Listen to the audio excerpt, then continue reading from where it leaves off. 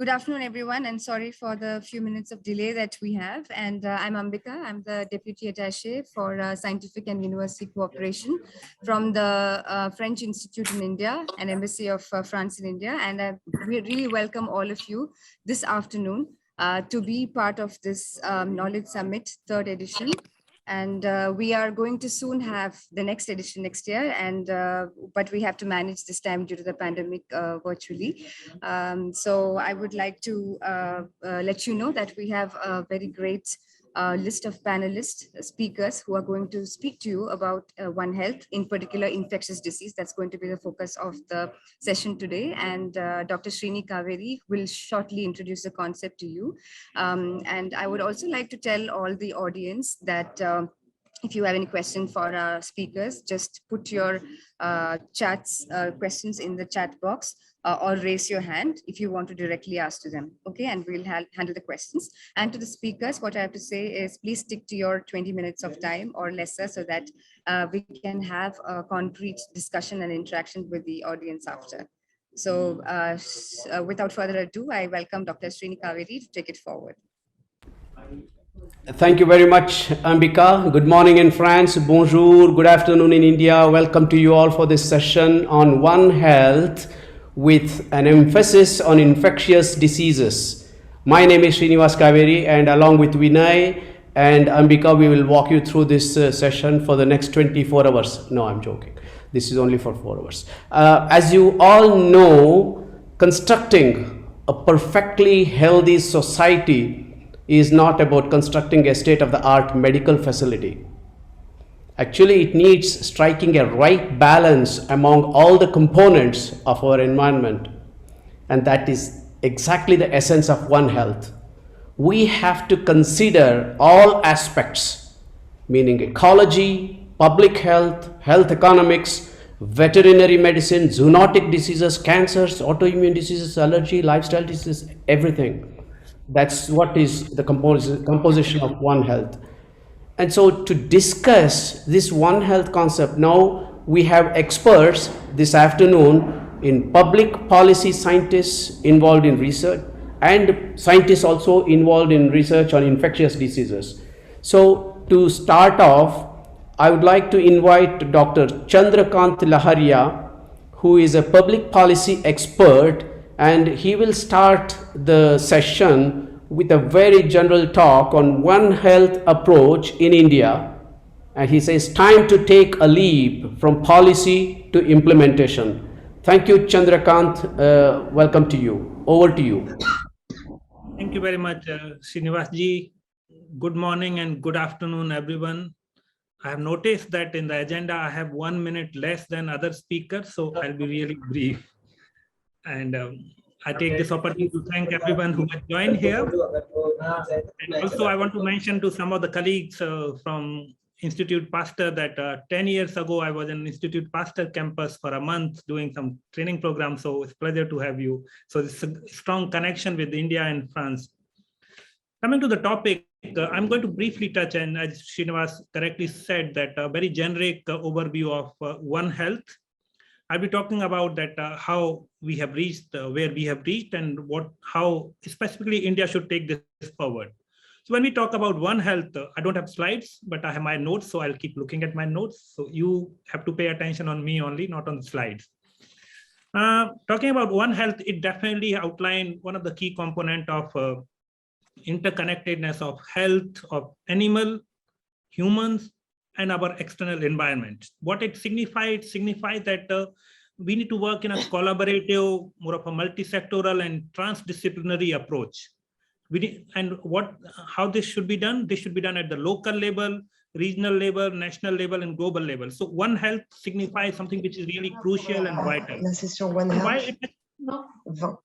Why it has become so relevant? That because we know that over a period of time, there are a number of things which are changing, like increasing urbanization, the deforestation, the battery farming.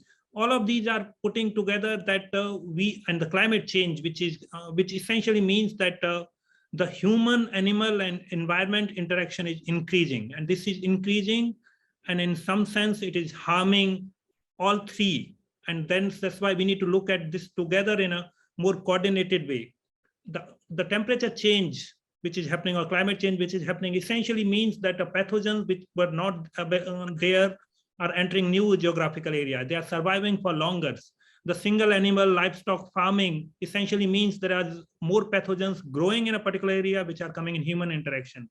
People who are living in a close coordination, close proximity to each other in urbanized setting, and there is a more urban population in the world than rural and sparse population. The kind of transport and travel we have, that essentially an individual or a pathogen or a animal can be transported from one part of the world to another part within 24 hours. So all of these put together essentially means that we are at a bigger challenge and risk. If we want to fight this challenge, and that's the approach to that is One Health, which I'll elaborate further, what it requires is coordination, communication, and collaboration. We are talking about One Health in a time when the world is in the mid of the COVID-19 pandemic, and COVID-19 pandemic is clearly an outcome of this animal, human, and environmental interaction. There are some numbers which are available. For example, we know that there are 25 families of viruses which can cause human illnesses. And in that family, there are around, I'm looking at the numbers, there are around 1.67 million viruses which are unknown. Like, we know that there would be that kind of viruses, but we don't know about those viruses. And out of those around 1.67 million unknown viruses, around 40% are estimated to have a capacity to infect human beings. So that's the kind of extent we have. There are 600 type of unknown viruses which can cause human disease, and that's a challenge. There are some other numbers which we know. Between 1940 and year 2004, there were 335 pathogens which had emerged, and 60% of those pathogens had zoonotic origin during this period, and 71% had origin from wildlife. So this zoonotic origin, wildlife, and then human health, all of these are so interlinked, and there is a proof for this. When did we started thinking of One Health? Theoretically, in early 2003 or maybe in 2008, when World Health Organization and other bodies came together. But some of the experts argue that the dialogue or discourse on One Health started way back in mid of 19th century with the Rudolf Virchow in 1840s, and around that time he started talking about some of the rethinking of our standalone talks about medicine, and he suggested of rethinking of disciplinary boundaries between biomedicine, politics, and anthropology. So mid 19th century, the discussion which could be predecessor of One Health started. There were a lot of discussion in 1855 and around where interdisciplinary nature of veterinary health and human health, which were discussed. As a pathologist and scientist, Rudolf Virchow argued that we should work with a much broader perspective. He talked about social medicine and other aspects. In those discussions, he, of course, did not say that explicitly about One Health approach, but the interdisciplinary approach to health he had argued. Most important development in One Health started somewhere around 1960s with another scientist, Kelvin Schwabe. He had started discussing about one medicine. So we were still a little away from One Health. We know health is much broader, but one medicine discourse started for animal and human medicine. And the Kelvin Schwabe was veterinary epidemiologist. So he, of course, thought about human health and human medicine on animal medicine. And that was one of the predecessors around that time. Of course, One Health concept came up in 2003, and with multiple international organizations working together and involved in this. However, as all of us know, that one of the key development was in 2008, a framework for One Health by WHO, International Organization for Animal Health, UNICEF, and other developed. Another key development had been Disease X in early 2018, when the global experts were talking that they agreed that there would be, whenever there would be epidemic or pandemic, there would be one such pandemic, but we cannot predict when that would happen. At that time, they did not know that this would happen so quickly. But what was agreed that this could be a new pathogen, which we really do not know, and it could be of a zoonotic origin, and we need to work in that direction. And of course, some of the people were thinking that it could be one new type of flu virus, but of course, the zoonotic origin from wildlife and something was already being discussed. And of course, all of these discussion came with the idea that we need to work or invest on this. I'm also looking at some other numbers which are indicative and reflective, like global burden of total infection is around 2.5 billion a year, and around 2.7 million human deaths worldwide each year due to those infections. What it indicates that of 2.7 million deaths and 2.5 billion infection every year, around 60% are zoonotic in origin, and 75% of those are new infectious diseases, and that's what it causes deaths. Now, coming back to India, in India, one of the early discussion on One Health started somewhere around 2008. That time, Ministry of Health and Family Welfare or Ministry of Agriculture and Wildlife Institute of India had come up with the Government of India's roadmap to combat zoonosis in India. Of course, some majority of discussion around that time was on rabies and 10 other disease conditions, but of course, some discussion started. The roadmap also discussed that strategic research agenda on One Health or zoonotic diseases for 5-year period. A number of multi-sectoral platforms were discussed. Having said all of this and some of the background work happening, when India launched national health policy in 2017, the One Health was not even reflected, to my understanding, and maybe others can reflect. So One Health was not on the high priority. However, with COVID-19 pandemic going on and in the recent period, a number of new initiatives have started. I'm sure Dr. Rakesh Mishra is here who will be discussing some of those aspects. In Union Budget 2021, there was a dedicated allocation for One Health. The Department of Biotechnology has started National Institute of Animal Biotechnology. Hyderabad has inaugurated Center for One Health in November 2020. There is in a most recently announced Pradhan Mantri Ayushman Bharat infrastructure, health infrastructure mission also focuses upon setting up One Health Institute and some similar mechanism. So new initiatives are happening and those things are being discussed. Center for One Health in India is there in Nagpur, which was launched in August 2019. Of course, the key challenge remained that some of the focus before the COVID-19 pandemic was on a specific disease, mostly rabies was being considered. But now with this kind of discourse, the newer attention, more specifically in early this year, Indian Council of Medical Research organized one symposium on One Health. There has been a lot of dialogue and discourse across the country, including a special issue by Indian Journal of Indian Journal of Medical Research on One Health. What is clear that the importance of coordinated action on human or people's health, animal health, or environmental aspect is being recognized and fairly well recognized. Some institutional mechanisms have been created, some financial allocations have been done. But what we as a scientific community or public policy group need to know from the past experience that often such kind of discourses happen when we face one of the challenges. But soon after such challenge is over, it is likely to be forgotten completely. So the responsibility or task with us today means like in the times when we are discussing, is that while we build upon the knowledge which we have generated over the period of time, we build upon the momentum which has been created.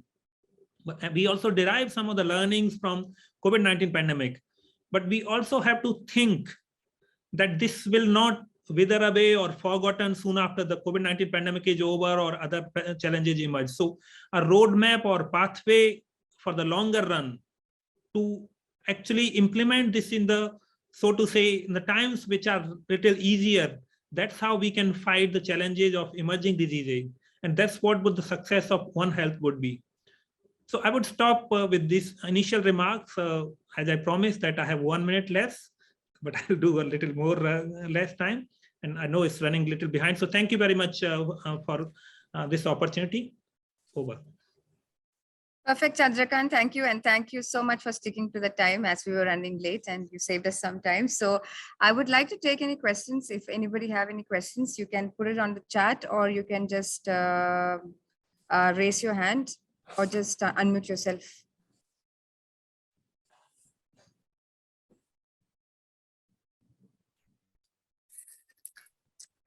Or if the questions come later on, we can use it at the end. Yes, we can use that. Okay.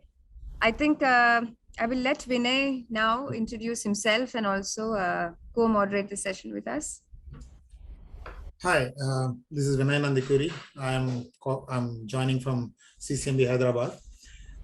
It's my pleasure to introduce Olivier Nerol, who's a good friend of mine and a fellow TB researcher. Today he's going to talk about, he's a CNRS,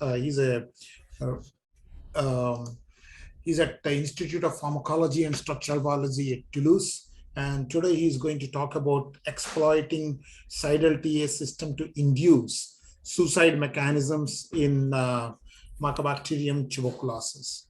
Olivier, over to you. Thank you, Vinay. Can you hear me well? Yes. Yeah. Okay, good.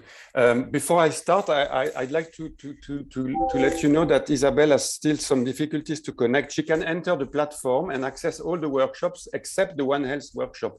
So I hope it's not the same for all the participants.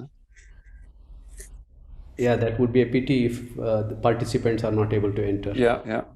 We'll just try to work this out with the tech team, okay? I'm just working on the back end. Yes. Okay, I'll start. Okay. You can see your slides. You can see the slide? Yes. Good. So thank you very much for the invitation. Thank you, Vinay, for the introduction.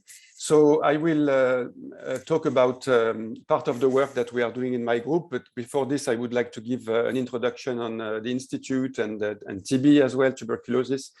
So the Institute, as Vinay said, is the Institute of Pharmacology and Structural Biology. It's located in Toulouse, in the southwest of France.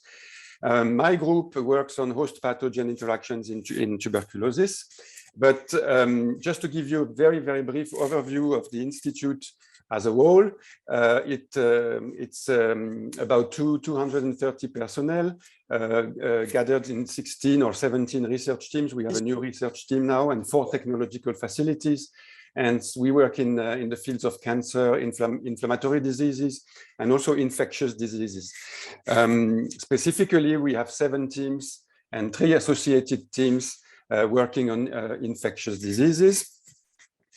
And the pathogens we study are mostly Mycobacterium tuberculosis. We have a long-standing history of study of this pathogen with several groups working on tuberculosis. And but we also work on other pathogens, other mycobacteria, like non-tuberculous mycobacteria. For instance, Mycobacterium abscessus, that is found in patients with cystic fibrosis, for instance. We have groups working on various escape pathogens, which, as you know, are raising concerns in terms of antimicrobial resistance. So we have groups working on Staphylococci, Klebsiella, Pseudomonas. And we have also groups working on viruses. We have a long-standing history of work on HIV and HIV-TB co-infection.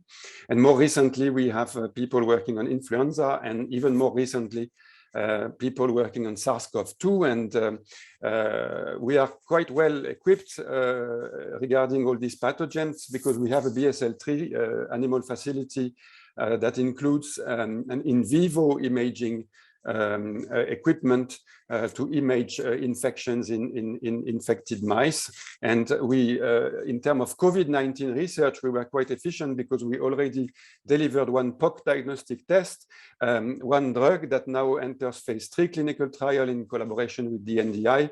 And we have a beautiful paper under review at Cell where we discovered the sensor of the SARS-CoV-2 virus in lung epithelial cells.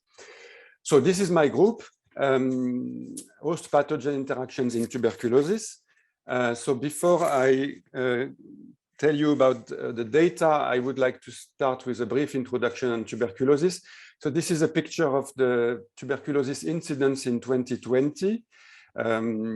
So this is the WHO 2021 report. It's indicated 2020, but it's 2021. Basically, the take-home message is that the situation doesn't improve very much. TB is still the first killer in the world, not in 2020 because of the COVID-19, but it was for decades, and it will probably remain for many, many years, the top first killer in the world. So in 2020, 2029. I'm sorry, there is a confusion here. This is the situation in 2029 given in the 2020 report. But anyways, the numbers are more or less the same. 10 million cases of tuberculosis in 2019, nearly 1.5 million deaths, including 200,000 among HIV infected people. The incidence is extremely diverse and goes from below 5. For instance, in Denmark, in France, it's around 5 or 6 at the level of the global population, to up to more than 550, for instance, in the Philippines. But you've got to know that this incidence, even in low incidence country, the incidence varies a lot depending on the population we consider. For instance, in homeless population in France, we can find incidents that are more or less similar to the one found in Philippines or in parts of Africa. 2/3 of the cases are accumulated in 8 countries, including first India, as you probably know, Indonesia, China, the Philippines, Pakistan, Nigeria, Bangladesh, and South Africa. So regarding the situation in India, I took the latest numbers. These are estimates, of course, but the estimates are 2.6 million cases of tuberculosis in India with an incidence that is quite high. It's nearly 200, and 500,000 deaths in 2019, 50,000 cases of resistant tuberculosis, so rifampicin resistant tuberculosis or multi-drug resistant tuberculosis, which means resistant to rifampicin and isoniazid, and nearly 10,000 cases of pre-XDR or XDR tuberculosis, which are extremely drug resistant tuberculosis. So they are MDR plus resistant to second line drugs. So they are extremely difficult to treat. The drug sensitive tuberculosis take 6 to 8 months to be treated. In the case of drug resistant or extremely drug resistant tuberculosis, this can go to up to 18 months or even 2 years in some cases of treatment. So we need new vaccines, we need new diagnostic tests, and we need new treatments. And so my group is particularly interested in understanding the crosstalk between the tuberculosis bacillus, Mycobacterium tuberculosis, and its main host cell in the body, which is the alveolar macrophage. And as you can see easily on this picture, this is a macrophage taken from an infected patient.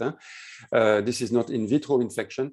M. tuberculosis is extremely happy in macrophages. It's not killed in macrophages. It multiplies and flourishes in macrophages.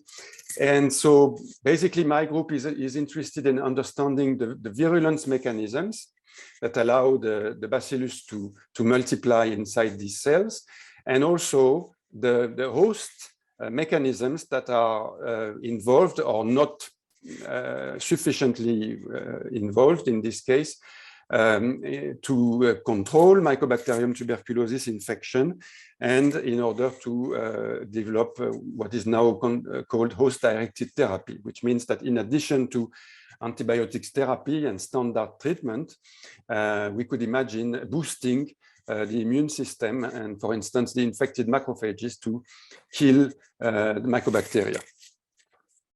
So this is just a brief summary of our main achievements in the past years. So we've been working on resistance to metal intoxication in macrophages. We are very much interested in understanding the metabolism of mycobacteria inside infected cells. They have a very specific metabolism. Also in understanding how mycobacteria resist stresses like metal intoxication, but also hypoxia. This is one of the main stresses encountered by Mycobacterium tuberculosis during infection. And more recently, we were interested, we discovered novel toxin antitoxin systems that maybe could be exploited to develop novel drugs. I will tell you more about this in a minute. On the host side, we are interested in, we have a long-standing interest in understanding the receptors, the immune receptors, and in particular the C-type lectins that are involved in immunity to TB, and also the function of various immune cell types, B cells, innate lymphoid cells, and we are also interested in understanding how TB infection exacerbates HIV infection in macrophages in the lungs. But as for today, because for the sake of time, I will only talk about one of our most recent discovery, the use of these suicide toxin antitoxin modules. So just to give you a very brief background, I won't go too much into the details. We were interested in various genes that were acquired horizontally by the tuberculosis bacillus. And one of these genes initially was identified as a transcription factor.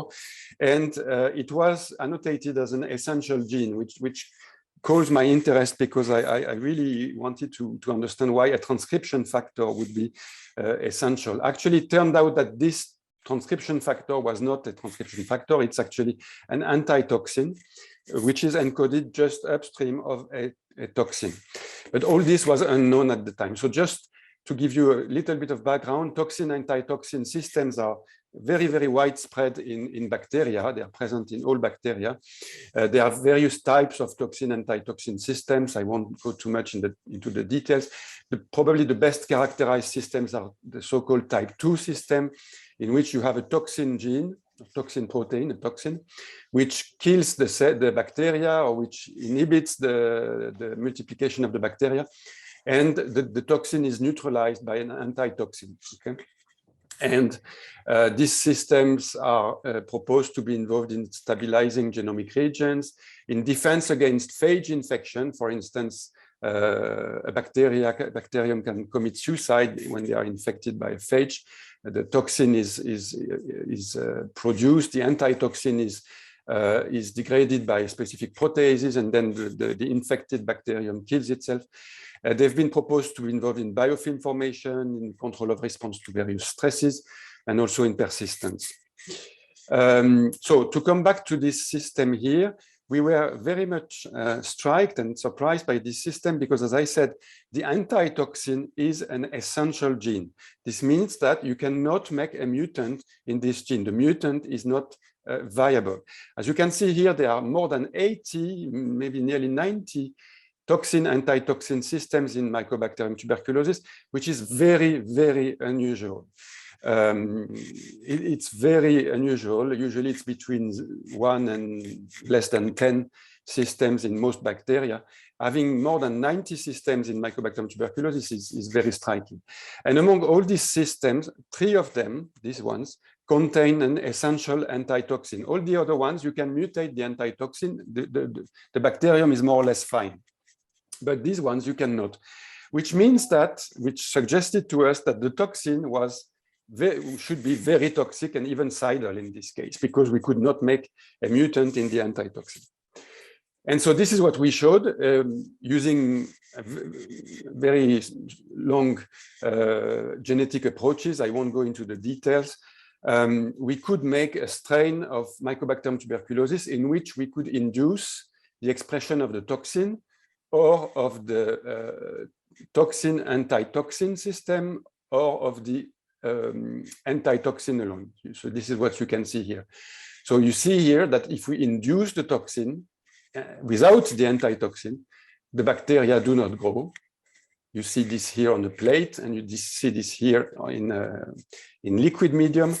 And we could show that the bacteria are even killed quite rapidly. In a week, you lose like 4 logs of viability in the bacteria. So of course, this is an artificial induction system, but we could also show that under physiological conditions of stress, the induction of the toxin is sufficient to kill the bacteria and reduce the CFUs. And see, this is shown here using FACS analysis, where we used a dye that stains in red the dead cells, and you can see an increase in red cells when we induce the toxin. And this is shown here as well. So this is why we call this system MBCT for Mycobacterial Cidal TA system, MBCT, MBCA. And then we had this very nice collaboration with the group of Matthias Wilmans at the EMBL in Hamburg, and we could solve the structure, or they could solve the structure of this toxin antitoxin system. And again, it's a very unusual structure. Normally, the toxin antitoxin form dimers, and here we could show that they actually form dimers, but these dimers form tetramers, and the tetramers are super organized in trimers of tetramers forming dodecamers. And this will be shown in in the movie. If I can activate, yeah. So you can see the toxin in blue, the antitoxin in yellow. So you see the donut-like structure of the system. So it's a very organized donut-like system. And then there will be a zoom on one subunit. So you see here 2 toxins and 2 antitoxins here. And then there will be a loop again here on the antitoxin that has this here, that this residues that enter a cliff in the toxin, and probably this is the active site of the toxin, and the antitoxin blocks actually the activity of this toxin. We did not know the function of this toxin at the time, because when we perform a primary sequence alignment of the toxin, it did not resemble anything in the databases, so we could not predict at all the function of the toxin. And it's only when we got the structure of the toxin that we could perform similarity analysis. And actually, the toxin was very similar to other enzymes of the so-called RES family, which are ribosyl transferase or NADase enzymes in other bacteria. And actually, using NMR and many techniques, we could show that this toxin actually performs a new function that was never described in the literature. It's an NAD phosphorylase. So other enzymes of this family are known to be NAD hydrolase, but we showed that this toxin here uses phosphate to degrade NAD and to form adipyribose 1-phosphate and nicotinamide. And this is why this toxin is so cidal, because it degrades the pool of NAD in the bacterium. We could show that the toxin is active in vivo in mice, so we could prolong the survival of infected mice when we induce the toxin, and we could reduce the bacterial load in the lungs of the mice by inducing the toxin, and this was synergistic with isoniazid, for instance. So we now developed systems, reporter systems, to screen for compounds that would be able to dislocate the toxin-antitoxin complex. So you see here that the complex auto-represses its own expression, and so we developed various reporter systems to find in cellulo, so this will be in cellulo screening, not in vitro, to find compounds that could dislocate the system and hopefully, this is what we hope, activate the toxin and kill the bacterium. So this was published 2 years ago. And so in conclusion, we found that this system is a type 2 system. It's a cidal system. It's a new enzymatic activity, NAD phosphorylase. It's active in vivo. If we release the toxin, it kills the bacteria, and it acts in synergy with other antibiotics like isoniazid, for instance. And so now we have systems to perform high throughput whole cell-based screening and find compounds that could activate the toxin. And I wanted to mention that we just published last year another system. So one of the 3 I mentioned at the beginning, I told you there are 3 systems where the toxin is, the antitoxin, is essential. And this is another one that we called MENTI3. This is a work that we performed, well, it was actually coordinated by Pierre Genevaux at the CBI. It's an institute across the street here in Toulouse. And we showed that this system is highly cidal in mycobacteria, because as you can see, in 2 or 4 hours, you lose nearly 4 logs of viability when you induce the system.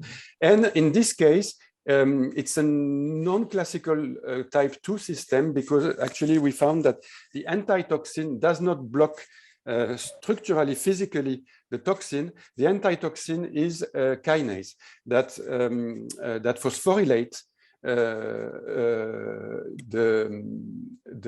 the toxin, and phosphorylation of the toxin inactivates its activity. So now we will look for kinase inhibitors that could inactivate the antitoxin activity and release active toxin, which should lead to the death of the bacteria. So this is one of our many research lines. I just wanted to highlight it because this is where we are. This is really at the interface between very fundamental research, but also preclinical research. We are starting the screening now, the high throughput screening.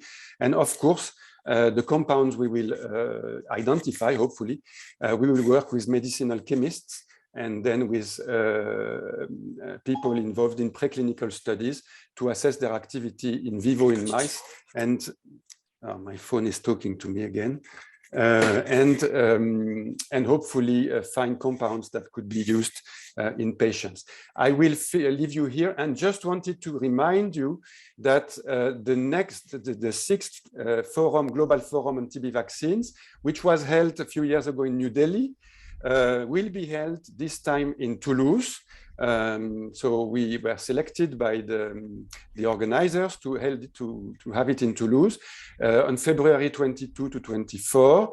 And thanks to the help of Isabelle Sav, I hope she's online now, I'm not sure.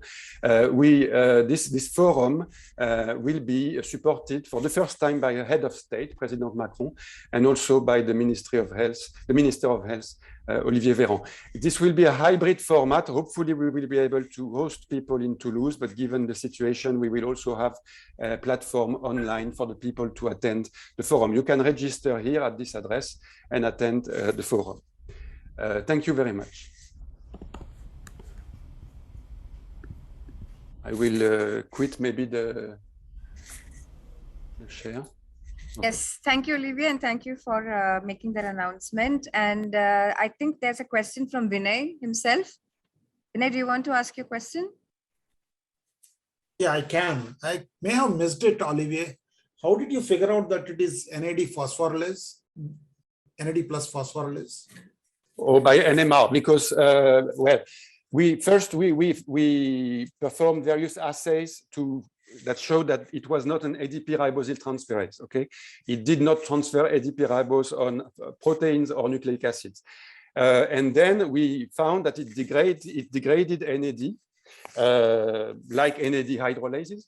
But there was a compound that we always detected, and we could not find what it was. And it was using NMR that we found that this was ADP ribose 1 phosphate. Research Director, Institute of Pharmacology and Structural Biology.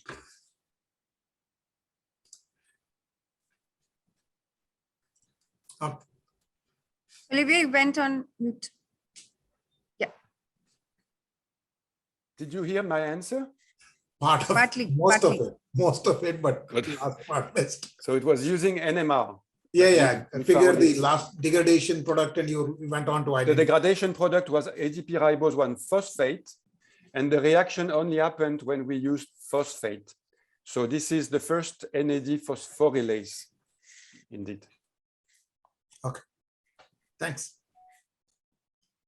Okay, do we have any questions to Olivier? If not, okay. We should thank once again Olivier, and really sincere apologies for the technical snag that is. I don't know what happened, but that's okay. No, we are really, I don't know what happened, but I hope the others are there inside. I mean, the public is there, the audience is there. And thank you once again, Olivier, for having displayed the forum, and we will we will spread the word in the Indian community, and Vinay and others will help us. Of course, everyone will help us, because this is very important. Yeah, I know that the Isabel is in contact with the Minister of Health in India, yes, so that there could be something happening. Yes, at the forum. Yeah, and we are also discussing with her, with Nicola Gerardi, who is the science counselor. All right, so thanks once again, Olivier. We will move on to the next talk, and this is by another friend of ours, Dr. Rakesh Mishra, who is the director now of Tata Institute for Genetics and Society in Bangalore, and he will be discussing about environmental surveillance for infectious agent. And he will stress upon the lessons that we learned from the pandemic. Rakesh, over to you.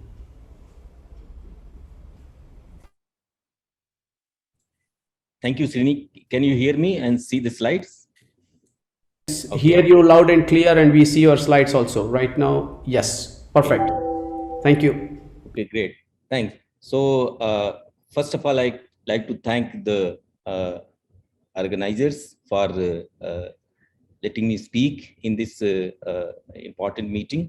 What I'm going to talk about in the One Health domain is significance of surveillance, which we have learned during this pandemic. So it kinds of pursues us that this is something very important, and we have to put more effort in this direction. So the pandemic has been really a lifetime experience for all of us. And particularly, it has been testing time for the healthcare system, a huge economic impact, societal and social impact, of course, that we are still counting. But the response also has been unprecedented. The diagnostic at extraordinary scale, I'm talking largely in Indian context, and the innovations, indigenization, scaling up of things has been unimaginable before this pandemic. What has also happened is the significance of surveillance in the One Health domain has become really obvious and kind of urgent for all the stakeholders. And this surveillance involves wastewater surveillance, air surveillance, zoonotic surveillance. I'll touch upon these things very briefly. I'll just use one slide to just say that the multiple roles that CCMB has played during this pandemic when it came and we were all unprepared. As many of you know, CCMB is a CSR laboratory for carrying out basic biology research.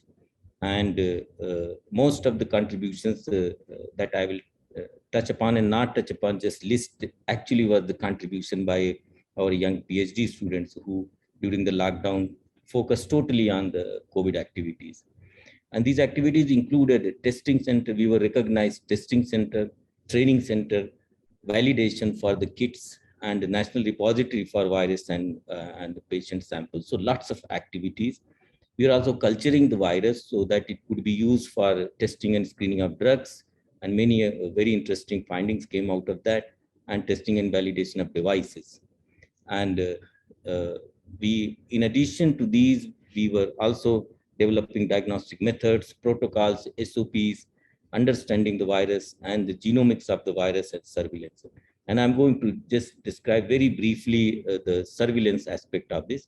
Before that, I will just spend 2 slides about the genome surveillance, which has been happening in the country, the large scale in past several months. And we have created a tool, Gear 19. You can go and play with it and see exactly in the real time what is happening in terms of genome surveillance. So for example, you can get a view from here that these many sequences have been deposited. This is some months, maybe about 2-3 weeks old, so it's more than 1 lakh now. And these are the mutations that are documented, and you can see the most of the cases are the Delta these days, and the rest are small fractions. You can also have from this surveillance data based on different variants. As you can see, this yellow is the Delta variant, how it has picked up, and now is the primarily the major variant all across the country and all across the world even. I will just take few seconds that we talk so much about the variant, but there are several important factors that are actually variant independent, which is that no virus, no variant of SARS-CoV-2 can break through proper mask. So best weapon we have is to defeat corona is the mask, and not wearing the mask is really not good in public. And no variant can spread without people's cooperation. So don't cluster, avoid closed space meeting, and so on. And any variant can be a platform for the evolution of dangerous ones which may come in future. So we should not let the virus give chance. And even if we are vaccinated, we should follow 1 and 2 rules. If we do this, we will suffer less in this.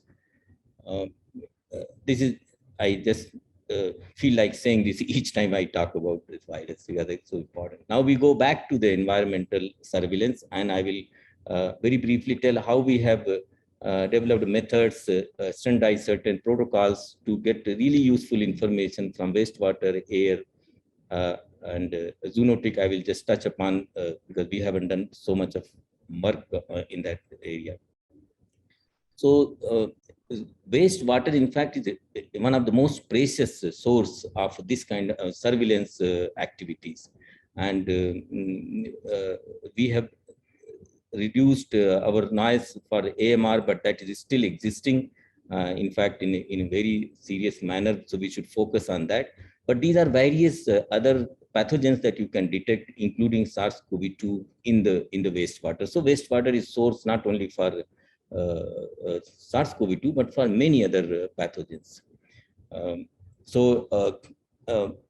Almost 1.5 years ago, we started working on this with the help of other CSR labs. In many different cities, we had arrangement to collect samples from wastewater sources and bring them to the lab and standardize the method of collecting the sample, transporting to the lab, storing this, then processing the sample, and then eventually estimating the level of RNA using standard curve and calculating what in terms of in terms of number of people infected in the city this may indicate.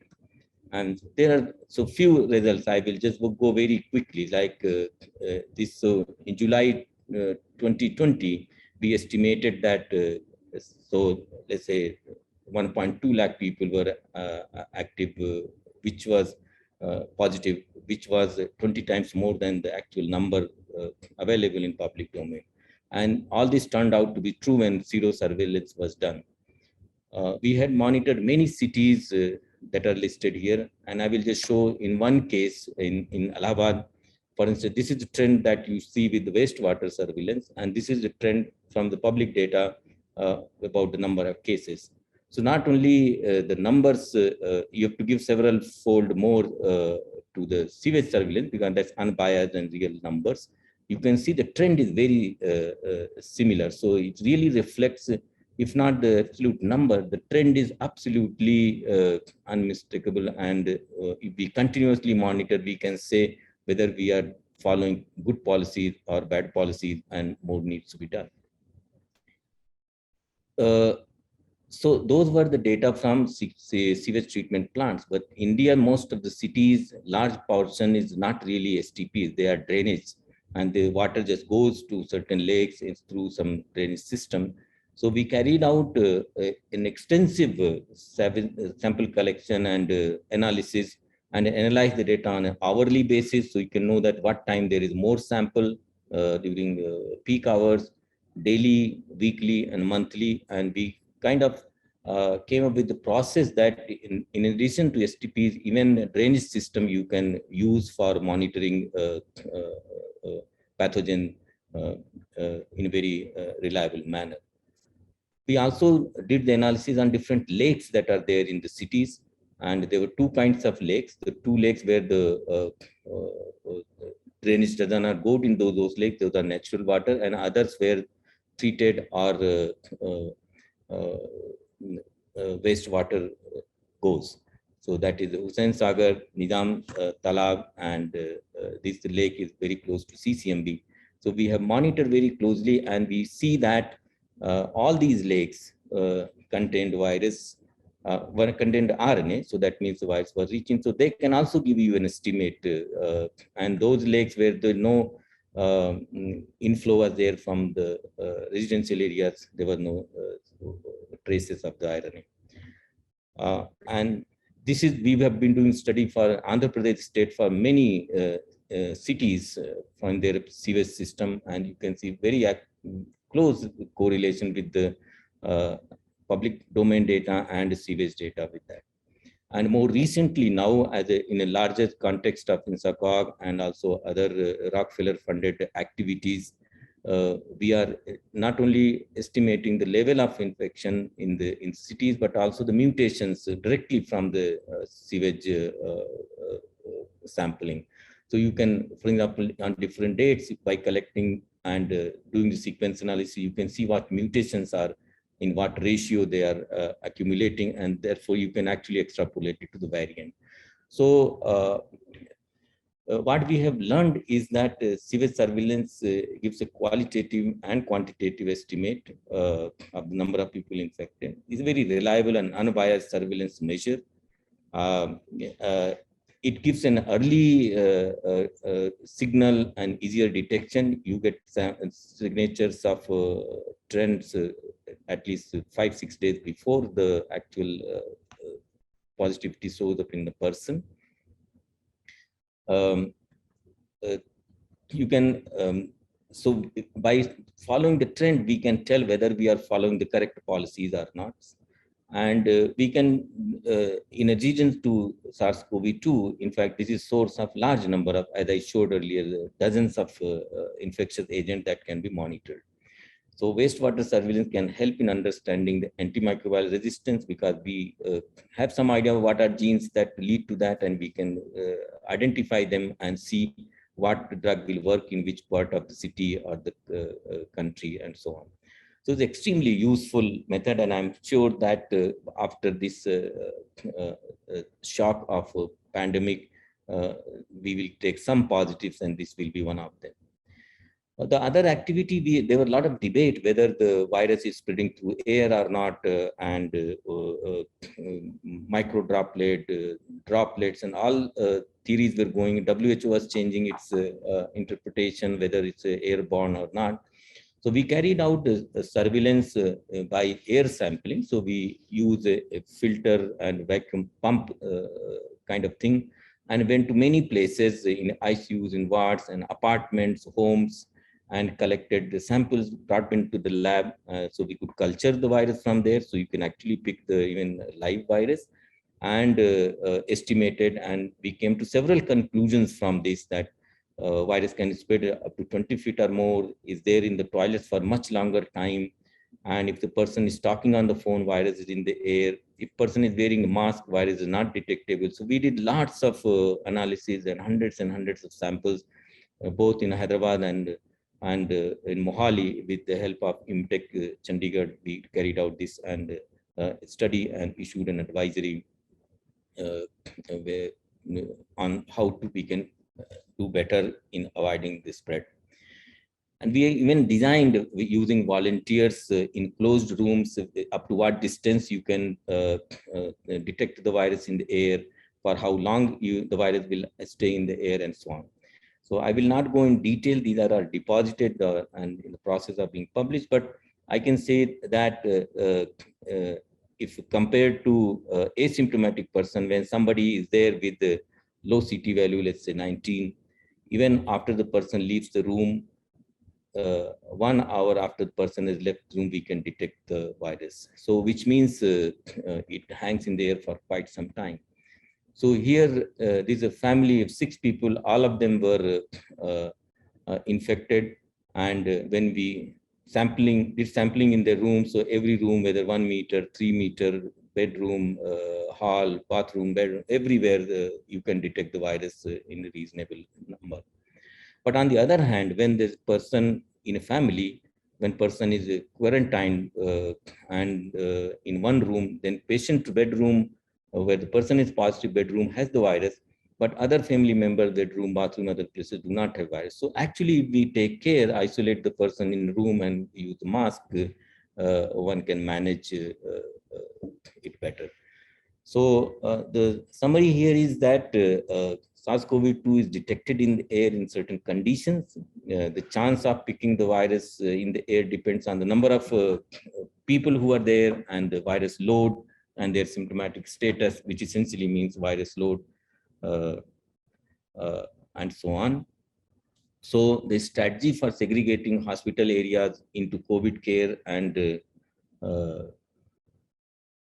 non-COVID care can be helpful in controlling the spread, and negative pressure can be useful. And also we made several suggestions. And we also noticed that in the places like toilet, which are a smaller area and where people don't wear masks, the virus can actually be there even 2 hours after the infected person has gone. So any public toilet, when we enter, we must not think that there's no one around and remove the mask.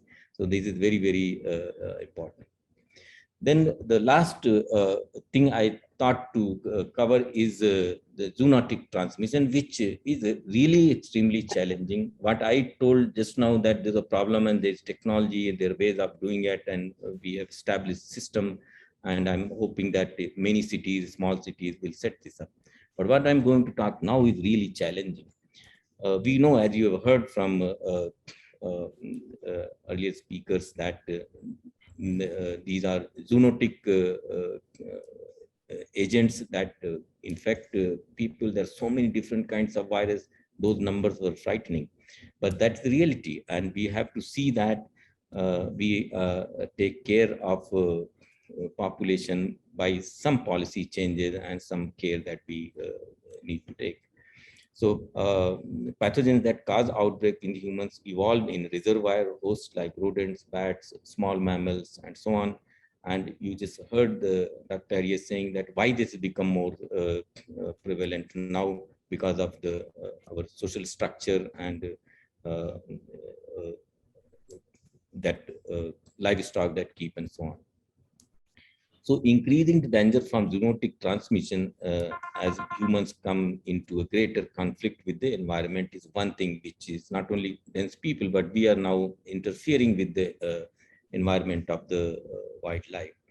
And so the one thing that was very intensely discussed about how many animals in zoo, what kind of animals in zoo can get infected and what happens to them and so on. So it is true that large number of mammals are susceptible. Some of them can even transmit. And we have been constantly monitoring the potential animals that can get this infection in the Hyderabad Zoo. And I think the advice and testing has helped the zoo in managing its animals better. So more recently, there have been studies. How do you know whether an animal will be transmitting the virus or can get infected with virus or not? So recently, there have been a modeling done based on predictions on zoonotic capacity of SARS-CoV-2 for more than 1,000 mammals. And this is based on how close people interact with these animals and how those animals live, and from their genome, what is their receptor sequence and virus spike protein binding modeling and so on. And this is a summary which we should, if not be alarmed, we should be careful that this is compared to the cat. And in the red shows that these are having potential or capacity to carry SARS-CoV-2. So how vulnerable we are, and we are not going to vaccinate all the animals. So best way is to be aware and avoid contact, which is really possible if we are aware of that.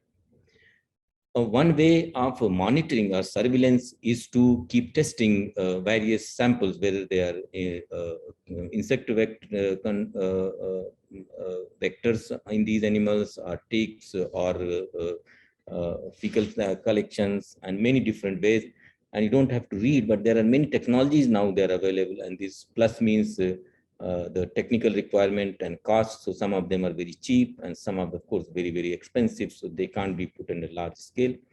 But there are it's a massive challenge to develop a robust system capable of rapidly detecting emerging zoonotic disease threats.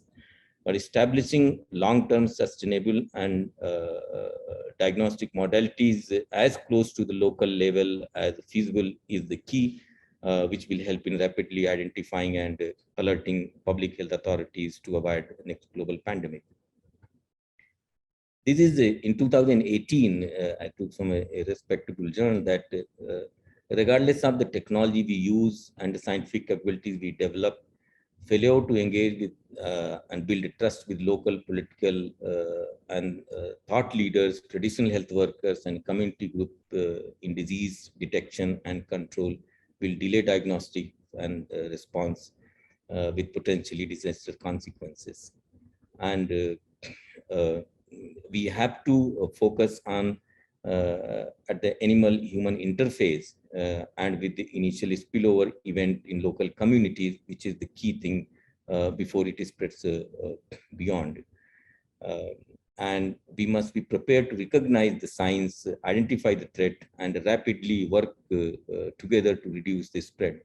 If the governments were at very early stages, including in China, there are debates that if the initial handling of the pandemic was done differently, we may not have suffered so much. And even later, So understanding, sharing the information, and implementing correct policies are very important. And so 2 years before the pandemic, so which means these are not very new things. It's just that since everything was going all right, we were ignoring such threats.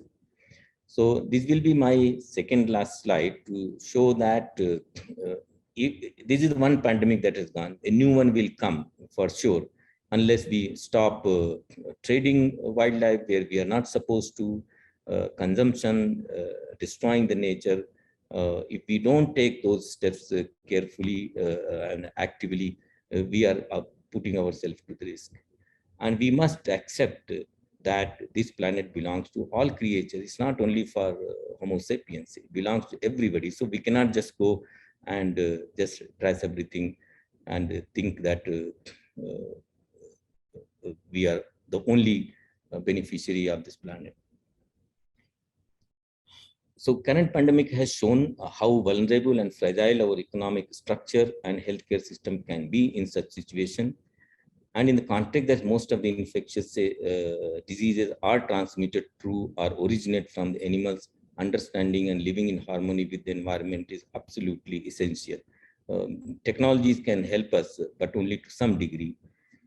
So I just have to add that for future readiness, at least for the moment, genome surveillance, environment surveillance, I just described little bit using wastewater, air, and hopefully we can implement at the interface of animal and human activities. Surveillance will be important, and we have to look for not only the existing infections of the new infections and antibiotic resistance, which is a big threat. But if we do a proper surveillance and have proper policies, we can avoid future disasters.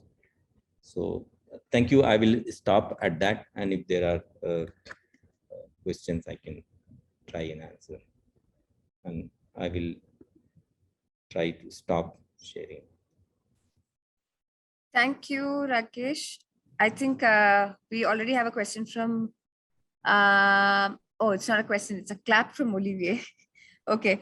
And so if you have any questions, please do raise your hand, or you can just write in the chat box. But I have a question previously, I think probably it was for Olivier. It was from Lakshya. From where do you get the in vivo macrophage cells? She wrote it later. So if Olivier can answer that question. I answered in the chat, I think. Okay, you sent her, okay. Yeah, that's good, because I couldn't see that since it was a private chat. Okay, all right, so then let us pass on for any question to Rakesh. You can also raise your hand, I can look for it. Otherwise you can keep putting in the chat, or the speakers can themselves answer your question. That's also fine. I let Vinay take over now. Thank you, Rakesh. That was pretty nice. Made it easy. That's good. The next speaker is Dr. Farah Ishtiaq. She's a professor at Tata Institute for Genetics and Society. She's going to speak on disease ecology and surveillance, One Health approach. Dr. Farah, you can take over. Thanks. Thank you. Can everybody hear me and see my screen? Yes, loud and clear. Thank you.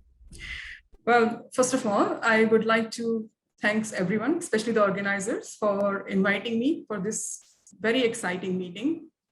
I'm an evolutionary biologist, ecologist. I came back to India nearly 10 years ago to work on disease ecology. And those were the times when not many people were actually interested in the disease ecology aspect, how to try and mix the pathogen and the environment together. And I feel very proud today sitting in a meeting where everybody is talking about One Health, and I'm presenting about disease ecology, and I'm working in an institute which has taken the challenge of this bold challenge of working on disease ecology and surveillance. So I think we are moving in the right direction here. So I work for Tata Institute for Genetics and Society. It's been more than 2 years. I have been, sorry, is there? Okay, right. So I used to work on bird malaria, and as you know, that most of the mosquito-borne diseases, they actually are a three-piece jigsaw puzzle. You just cannot get away by not understanding one or the other. So when a lot of people want to understand how the pathogens are distributed in the environment, I'm more interested in understanding how pathogens are distributed in their host as well. And most importantly, what actually drives these distribution patterns or their ecology, basically. And that's how I got interested in mosquito ecology as well. And very rightly, as so many speakers have talked about the zoonosis, I mean, everybody know that because of the current pandemic, the whole focus has changed. We want to understand more and more about the zoonosis now, more from the spillover, which can or may happen, or some of may have remained undetected from the wild animals, or maybe from the domestic sites as well. But I would like to just step back a bit and want to remind everybody that there are some of the pathogens which are surfacing in our environment, which have actually zoonotic origin, like for example, Zika virus. I mean, currently we are facing certain outbreaks in many parts of India which Zika virus used to have a sylvatic cycle. It has evolved from mosquitoes, which used to be in the forest, but it has spilled over into the urban cycle, and now it has become ingrained in the urban population. And you see these very unseasonal kind of patterns happening here and there. I mean, there was a huge outbreak happening in Brazil a few years ago, and nobody could understand what could be triggering, except for the Aedes albopictus or other Aedes species might be driving the transmission of this virus. But yet India remained sort of unaffected. We didn't have that kind of microcephaly.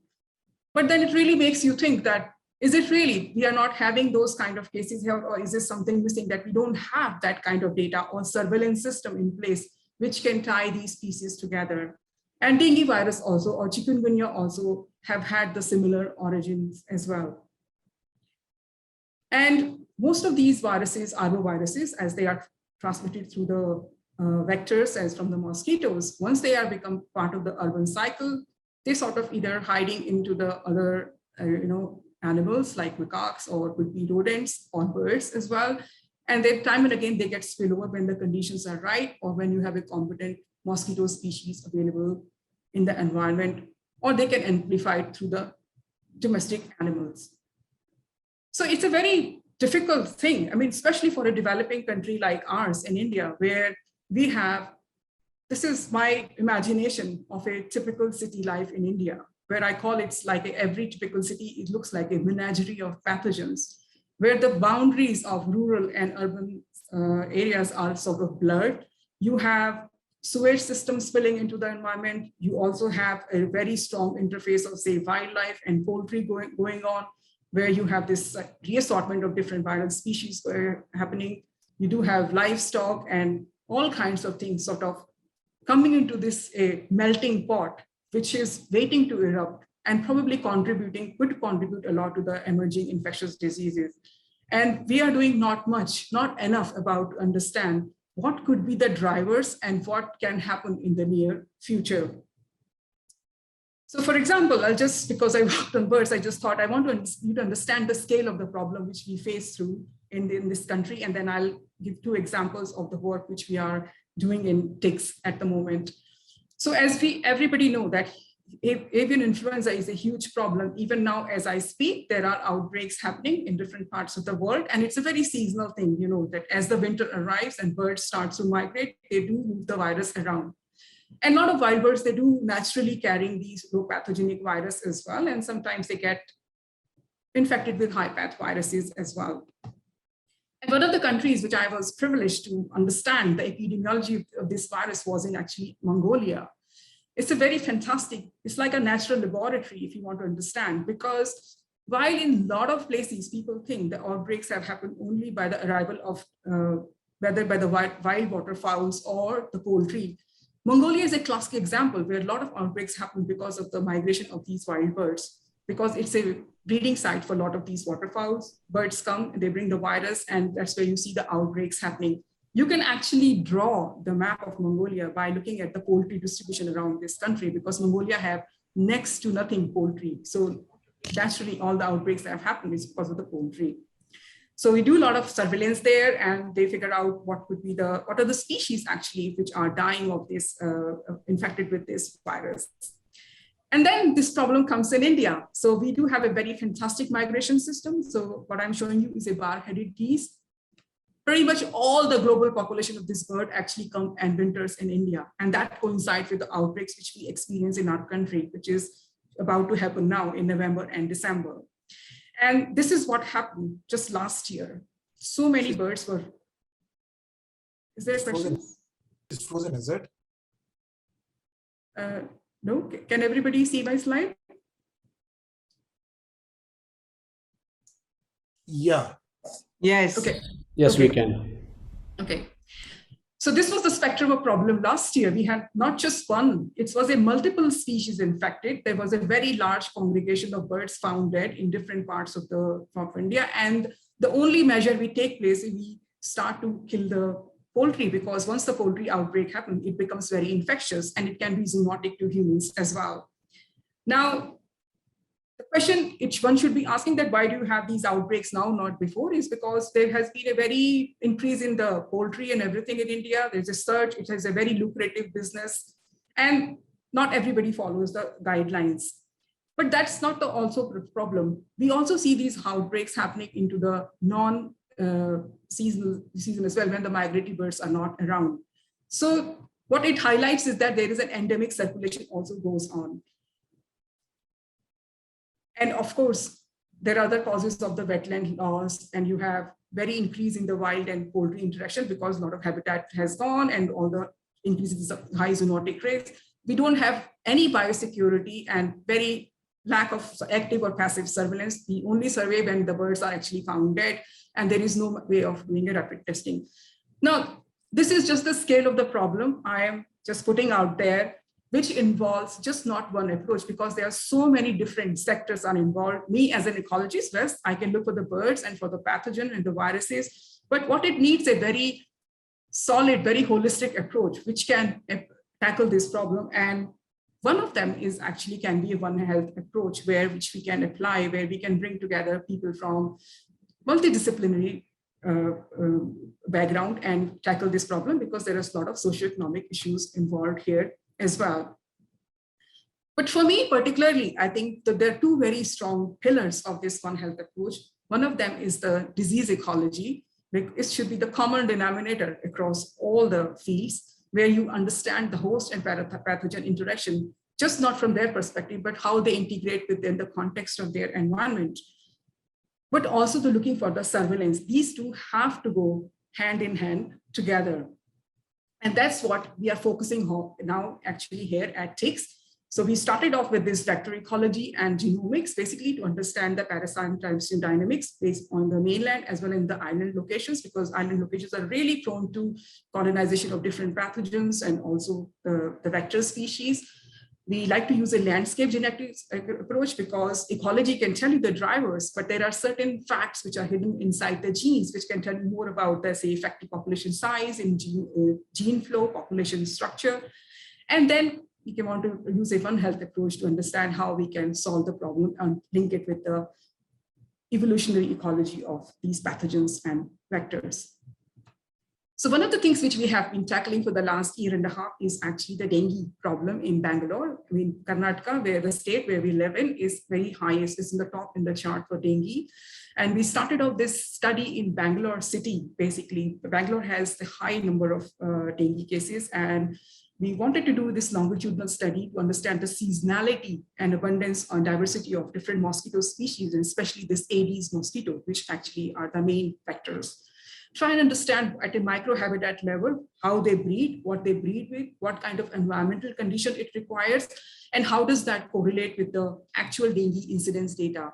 And then if we generate a very high quality genomics data, can we understand patterns in the genomic structure, genetic diversity across an urbanization gradient.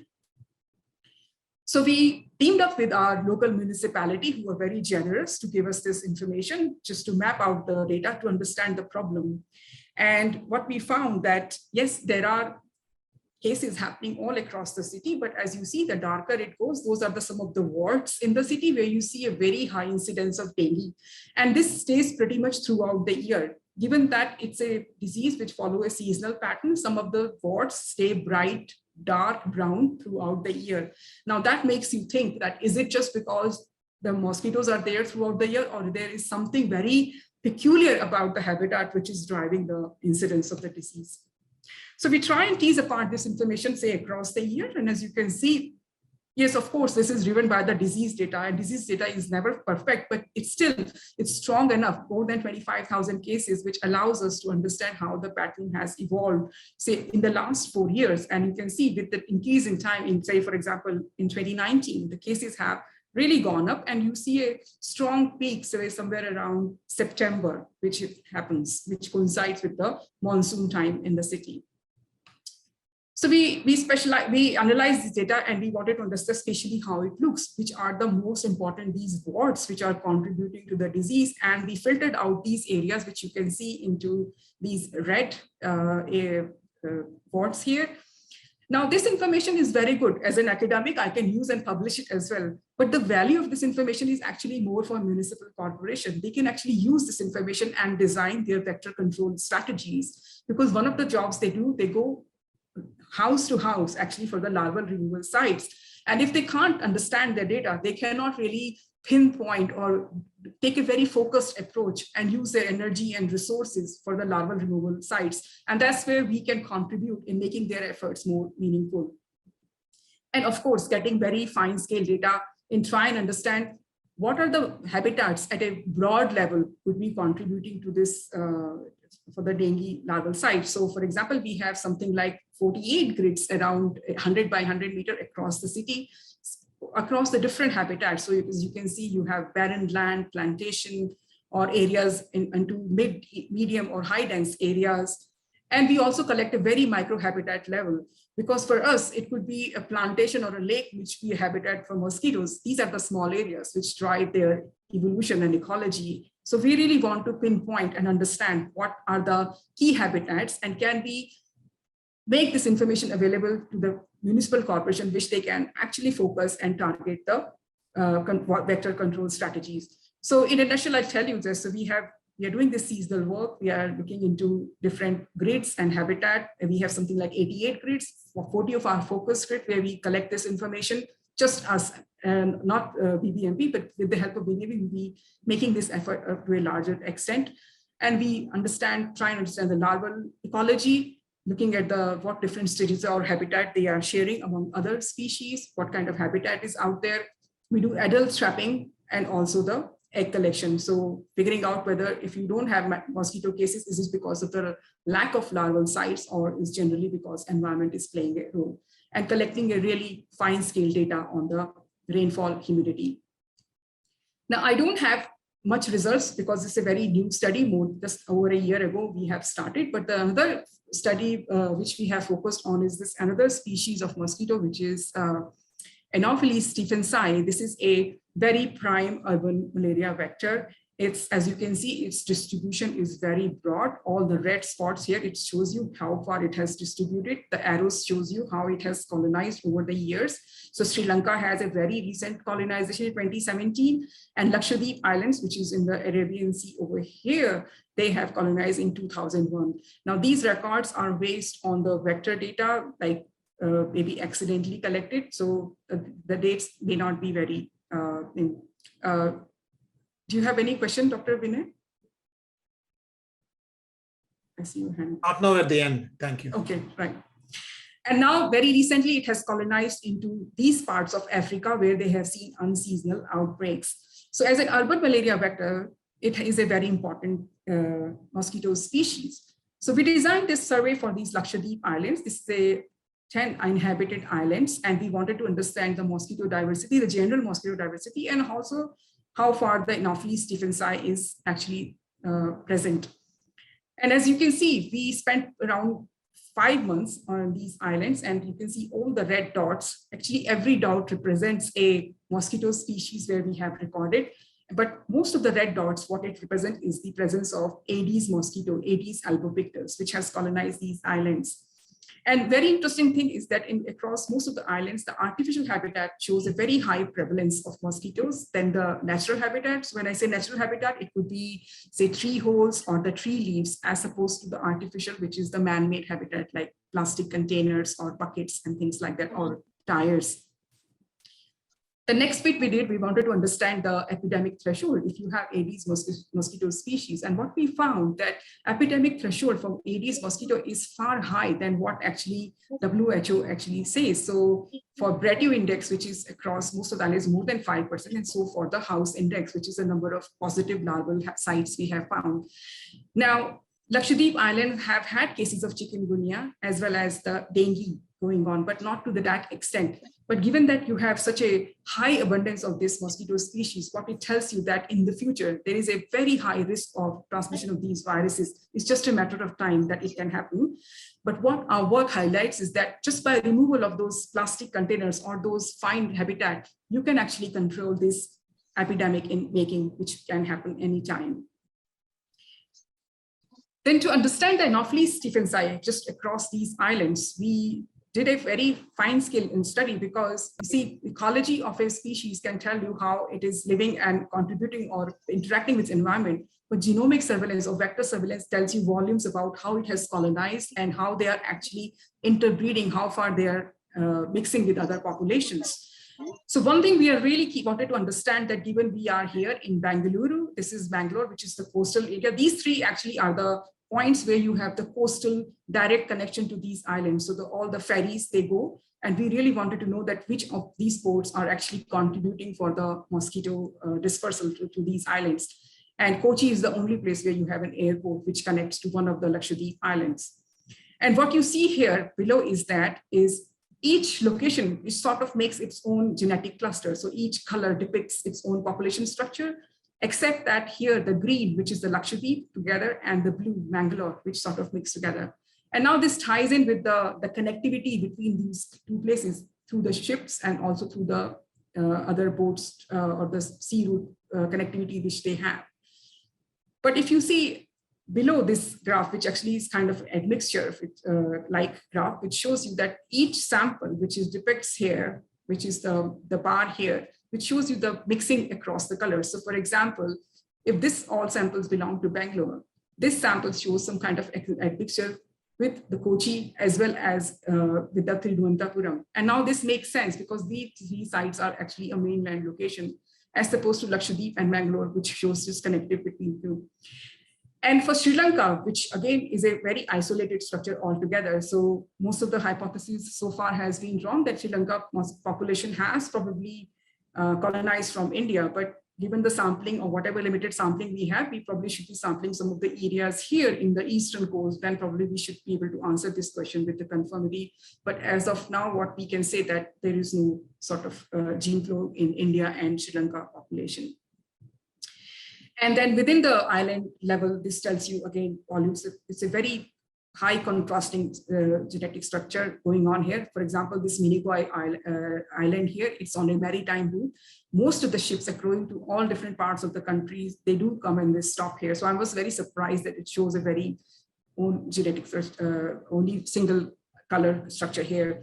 Now, one of the reasons for finding these distinct clustering here could be that the connectivity for these kind of mosquito to hop from one island are very limited. It's a freshwater species. Given the salt water conditions all around, it probably doesn't allow it to mix and match so easily, as opposed to probably if I do the same analysis for Albopictus, which we will be doing at some point, you might see a different altogether, because Aedes mosquitoes can, the eggs can also hibernate, or they can sort of show kind of, and then emerge as the condition become good for their emergence in the wild. So this allows us to basically tease apart the patterns of colonization. We can also detect the effective population size and the genetic diversity and the potential for these species to transmit the parasite, but also to colonize the new areas in the future.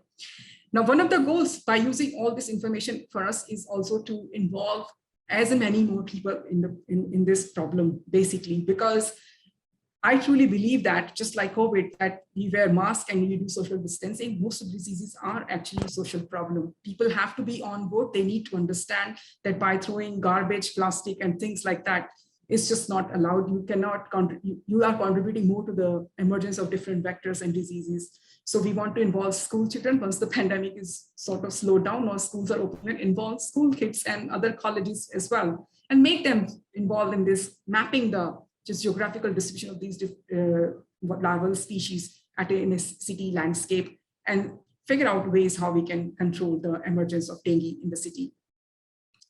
Now, the second effort that we have been involved in, which Rakesh has explained very elaborately, but I'll just touch upon that, is this is from the Bangalore perspective, is on the wastewater epidemiology for SARS-CoV-2. We have something around 29 sewage treatment plants, and we collect water from them every week to understand to track the progression of pandemic in the city. But also this gives us a very nice opportunity to look for other pathogens also in the city.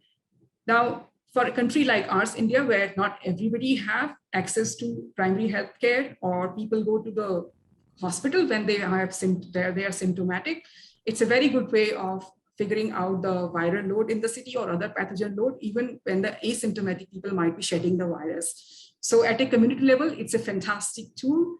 And we would like to scale it up beyond SARS-CoV-2 and integrate it part of the other healthcare system. So that's where our Bangalore Sewage Board and BBMP, which are fantastic, actually, they want to integrate and make it a part of a very continued long-term monitoring, where we can understand the bacterial, fungal, and AMR genes using metagenomics or other surveillance system. So as you know that, like in many, even in developed countries also, but in India also, like we use the sludge is just sort of taken away from the sewage plant and dumped into the different sites, which is, it's very nutrient and it's used for agriculture. Now this sludge is a very high potentially and risky for Salmonella and E. coli, which can leach into the food plants and and it's a huge problem. So by detecting and by understanding what kind of sewage processing is going on these plants, in the not just in an inlet, but also in the outlet, and how to treat that, this kind of sampling can help and actually make our environment much safer. And that's one of the goals we would like to integrate, to make this wastewater epidemiology at the forefront of our healthcare system and understand the antibiotic load. So AMR is just not because of the human unregulatory use, but also for the poultry and livestock. It's just completely unregulated, unaccounted for. And this would be another way of figuring it out, that what we are up against and how to tackle the problem. And as you know, that evidence-based approach is always the best way to understand or control the pandemic. We know about the COVID danger. That's why we wear a mask and we don't do meetings in the closed room. So when we tell people what kind of pathogens are circulating, not just in their locality, but in different times of year and what they're up against, I think it probably make people think and give them a very real-time database to understand the, not just human, but also the animal health. And our local government is very keen to integrate it as part of the healthcare system and make it a part of the research and policy in the future programs. So with this, I would like to end. As TICS, we are largely, most of our work is funded through very generous funded from Tata Trust. We collaborate with NCDS, which are part of our Bangalore Life Science Cluster. And we have very unhindered support from our local government, which is BBMP, Municipal Corporation, and BWSSB. Thank you, and I'll be happy to take questions if you have. Thank you. Thank you, Farah. And I know Vinay has a question, and we are very much in track on time, so that's good. So Vinay, you want to ask Farah? Very nice talk. I was just wondering, when you showed a map of Bangalore and you showed that certain areas are very dengue prevalent and outskirts did not have much. So what's the basic difference between the outskirts and why in the city areas you find so much dengue? Is it the kind of storage? I mean, lifestyle? I don't know. I was wondering about that. So the map which I showed you was actually only for the Bangalore city, which is in the urban zone under the BBMP jurisdiction. So the data was only from the BBMP. Okay. But within Bangalore also, we do see a pattern where you have somewhere very low cases, somewhere very high. And I think it really ties in with the socioeconomic status of the people, where people store, the way people use the water, the way store it water. Because not every part of Bangalore have a continuous water supply. So some places, a lot of places, people just store water, drums and drums. And for ADs, even to lay egg in 2 days or 4 days is enough for a cycle to finish in 15 days time. So yeah, this kind of thing we will be analyzing and actually working more with the government to tell how we can tie it with the control strategy. Yeah. Thank you. We also have a question from Chandak. I think you can ask. Hi, Dr. Farah. I mean, very nice talk, as Vinay also mentioned. I felt that, you are looking at the alternative vectors which are likely responsible for probably this dengue persistence which is happening. So this Aedes albopictus, I mean, it is not a very well recognized vector. Rather, it's being considered as a very mild kind of a vector. How much do you think your initial data suggests that this could be the one responsible for this persistence? Yeah, that's a very good question. So yes, in literature, if you see right now, everybody thinks that it's the Aegypti, which is the primary vector for albopictus, but actually that's not quite true. In a lot of places, even for Lakshadweep data, which I was showing you, and even from Bangalore, which I haven't really analyzed, but it's the Aedes aegypti has been completely, or a lot of places is replaced by albopictus now. Albopictus in high abundance. And albopictus actually is a very good competent vector for Zika, dengue, chikungunya, all kinds of viruses. So when you do have these outbreaks happening in different parts of the cities, albopictus must be contributing. So one of the things we'll be doing, it will be sequencing the mosquitoes in these outbreak areas. So we'll figure out what kind of other arboviruses are they carrying apart from dengue or others. So that will give us a full picture of the problem. Yeah. At this point of time, it's one of the hypotheses that you are testing, right? I don't think, for me, it's not a hypothesis, just a matter, I'll show you. I think albopictus has been shown in other lab studies as well, that it does transmit those viruses very effectively. I'll show you in the wild very soon. Well, yeah, I look forward to that. Can I have one more clarification? Sure. So, I looked at your map where you showed Anopheles stephensis distribution. And somehow I noticed that Jammu and Kashmir and, the whole of Northeast was missing. Is that the reason? Is that a map problem, or is that the region doesn't have Anopheles stephensis? No.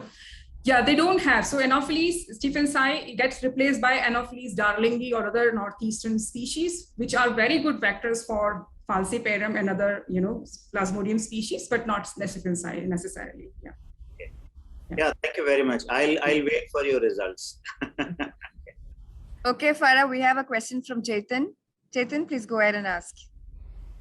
Yeah. Hello. That was a very nice talk. I was wondering, and you may have mentioned it, along with identifying the potential vectors, can you also look for the viruses or parasites, such as malaria parasites, in the vectors and could that become a part of surveillance to see? Yes, I'm sorry, I didn't quite explicitly mention that. Yes, one of the thing is, one of the things we want to do is that we want to go to the outbreaks areas in the city, like where you have chikungunya or dengue going on, and have the vector sampling, adult sampling do there, and then we sequence those mosquitoes and see what kind of other arboviruses, or in general, what are spectrum viruses they carry, because it could be that dengue and chikungunya gets filtered, through their system, but maybe they're harboring something more, which we may not be the host, but other things might be affected. So yeah, that's one of the thing we want to do our surveillance for, pathogens. So just to follow up quickly, so in a place like Bangalore, what is the frequency at which you find, say, dengue virus in the mosquito? Is it very rare, or is it very common? So no, this is a very good question. Finding a virus or a pathogen in a mosquito is like looking for a thing in a needle, a needle in a haystack. But it's not good. It should be very difficult. If you go to the outbreak sites, like those hotspots which I was showing you, it's just a matter of time. When I set up a trap, just for a 1 day, I get so many hundreds of mosquito, and you can do the sampling in pool. The technology has improved so much now, and with the sequencing and with the methods, I think it should not be that difficult anymore. Yeah. We just started this work like few, like literally I'm towards the end of 1 year. So that's why I have not looked into the pathogen in the mosquito, but this is one of our focus as well. Thank you. Okay, perfect. I think Farah, you had a number of questions, and if somebody has questions, we can continue in a bit. And now I let Srini take over. Yeah, thank you, Ambika. Thank you, Farah. That was an excellent presentation. It was very, very absorbing. It was fantastic. Thank you very much, and obviously many questions. We'll now move on to the next talk. This is by Dr. Pushkar Sharma, who is a senior scientist and also the additional director of the National Institute of Immunology in New Delhi. And Pushkar will discuss about the dissection of a novel signaling pathway that regulates, you cut my screen off, that regulates, the phospholipid biosynthesis in B complexan parasites.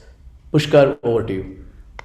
Thanks very much, Srini, and everyone else who's been involved in organizing this 3-day symposium and, of course, sharing out this invitation to me. I will start with the first slide, which basically is probably in today's physically distant stage. I mean, is a nice reminder of the NII building, and many of you have been here. And those who have not, you're most welcome to visit us in Delhi. NII is a Department of Biotechnology Autonomous Institute.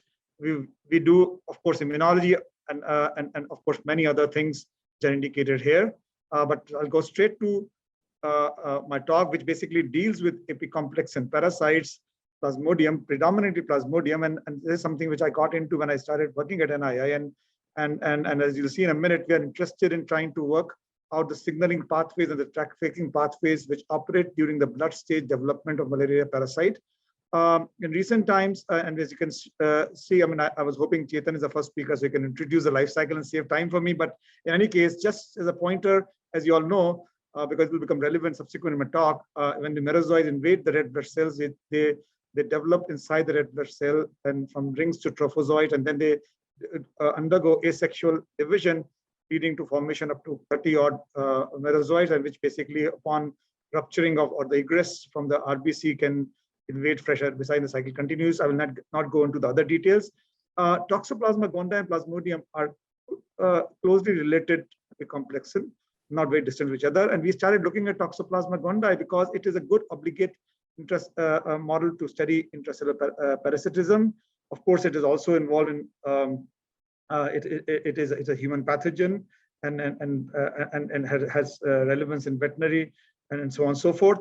But clearly, we wanted to see some studies, see some features which may be common to Epicomplexa genus, and especially when they have features which have similarities, such as pathways in invasion and protein trafficking and so on. This is just a brief summary of what we have done in past decade or so. Basically, we have tried to decipher signaling mediated by second messengers like calcium or phosphoinositides, and we have, just to elaborate a point, we have actually deciphered mechanisms by which calcium can regulate effector kinases and which can regulate cell division, invasion of the host parasite, and then of course it can also crosstalk with cyclic AMP dependent pathway, and then as you will see in a minute, we have actually done a lot of work on phosphoinositide mediated signaling, which may be relevant for trafficking of nutrients, important for parasite development, organelle biogenesis, and so on and so forth. And some of the, several of these studies have been published in recent times or in the past. The subject of my talk today basically revolves around signaling mediated by these second messengers, which are basically phosphoinositides. And as we know, phosphoinositides are generated by phosphorylation of this phosphatidylinositol head group by various phospholipid kinases. And the way these second messengers typically operate, what they do is basically they go and look for specific domains present on proteins or motifs present on proteins, and by virtue of the affinity towards them, one of the things they do is they traffic or they attract those proteins which have these domains to that particular cellular location where they reside. And that's how they regulate trafficking and they regulate signaling. And we'll see a few examples, maybe an example of that subsequently in my talk. So when we were studying, as I mentioned many years back, I mean, we identified the first or characterized the first PI3 or the only PI3 kinase exists in Plasmodium as well as in Toxoplasma. And then, we suggested one of its ways it can regulate parasite development is by regulating hemoglobin trafficking to the food vacuole or the digestive compartment or digestive vacuole of the parasite. But then we have also been looking at how not only PI3 kinase but other phosphoinositides may regulate signaling. As I said, the answer to that question may lie is in what kind of targets do these second messengers have in the parasite. So this is an old bioinformatic analysis which basically led to identification of several phospholipid or phosphoinositide binding domain containing proteins present here. We have done some work on some of these, and but I will talk about this particular effector of phosphoinositide, which happens to be a protein kinase. Nowadays we call it protein kinase CDPK7. Earlier days we call pH domain containing kinase 1, but subsequently in my talk I'll refer to as CDPK7. Just a brief history about this enzyme and some of the work done by us and others. In 2014, we identified that phosphoinositide PF-CDPK7 is an effect, interacts with 4'5 phosphorylated phosphoinositides, which regulates a cellular localization. And genetic knockout studies suggested, while in Plasmodium burgii, the rodent parasite, it is essential. In the case of falciparum, the parasite grows slowly and its growth is heavily compromised. When we look carefully into what it is doing, one of the things it was doing was controlling the division of the parasite and also the maturation of the parasite from the ring to the trophozoite stage, which I mentioned earlier. This will become relevant subsequently in my talk. As we were working, since we found a homologue of this in CDPK7, we started working on it slowly. And one of our French groups scooped us, Wasim Daher, but actually I won't say that they were much way ahead of us. But what was good was, at that time, our unpublished studies and what I had published was when you do inducible knockdown using tetracycline-based system, when you add tetracycline, you knock down this enzyme. So wherever in my talk, when I say plus ATC, that means this enzyme has been knocked down. There was a severe defect in parasite division, so on and so forth. But the question we actually wanted to address is, how is this parasite, how is this enzyme, which is the effector of phosphoinositide, regulating the biology or the development of these two parasites? To answer this question, and it's a very obvious thing, the question to what an enzyme does, basically answer always typically lies in what substrate does it have. So in order to identify the substrate of this kinase, we collaborated with Keshav Prasad at Institute of Bioinformatics and now Yanapur University, and this is a long-standing collaboration which we have had, and we did comparative phosphoproteomics with him and his group. And to cut a long story short, here are the results. Basically, this is in Toxoplasma gondii. When you look at differentially phosphorylated proteins upon global change in the phosphoproteome, upon knockdown of this enzyme in Toxoplasma gondii, here are these differentially phosphorylated protein gene ontology and other bioinformatic analysis reveal the two kind of modules is phosphorylated. One of them is phospholipid enzymes involved in phospholipid biosynthesis, and I'll allude to that in a minute. Also, now we also did these studies in the case of falciparum, and when we had this strain of knockout CDPK7, and we did a similar analysis, and in that case as well, we found several phospholipid biogenesis enzymes involved in phospholipid biogenesis exhibited altered phosphorylation. However, the enzymes in the two parasites were significantly different, which made the things interesting. Just to point out, one of the in addition to phospholipid biogenesis, in the case of Toxoplasma CDPK7, we found trafficking proteins such as RAB11A, on which we worked extensively and we published earlier this year, is also involved in the regulation of RAB11A mediated trafficking, and which is very important thing. But in the context of today's talk, I will not talk about results related to RAB11A, but those interested can see this in our publication. So the question is phospholipid metabolism and so on and so forth. And as I mentioned very briefly, when we looked at these parasites, especially in the case of Plasmodium falciparum, we found that they had very in the early going, when we did this study, they had a very early in development, they were not going well. And one of the things was that the parasitic spore of vacuolar membrane did not seem to be forming properly, which was almost also suggesting that have some evidence it was leaking. So that coupled with this thing, we thought there may be something wrong with phospholipid biogenesis, membrane biogenesis. To cut a very long story short, that is where I think 4 or 5 years back, I met this, and this is one of the reasons why I wanted to present the story, because it has a French connection. And Cyril Botte is a guy, and we told Cyril Botte, and he's expert lipidomics person working at Institute of Advanced Biosciences in Grenoble. And we had done some metabolic labeling studies. Cyril said, why don't we do lipidomics? And this was a meeting at ICGB in New Delhi, and this is how it started. And lo and behold, what we did was, we sent our samples to Cyril, and what he found was one of the major phospholipid which exhibited change when you knock down CDPK7 was phosphatidylethanol-amine, whereas all other phospholipids were more or less same, which was interesting. And of course, there was, and in addition to that, there was a change in the content of the fatty acid. For instance, C16 or C18 fatty acid containing fatty acids were significantly reduced, which was also reflected in the PE phosphatidylethanol-amine fatty acid content.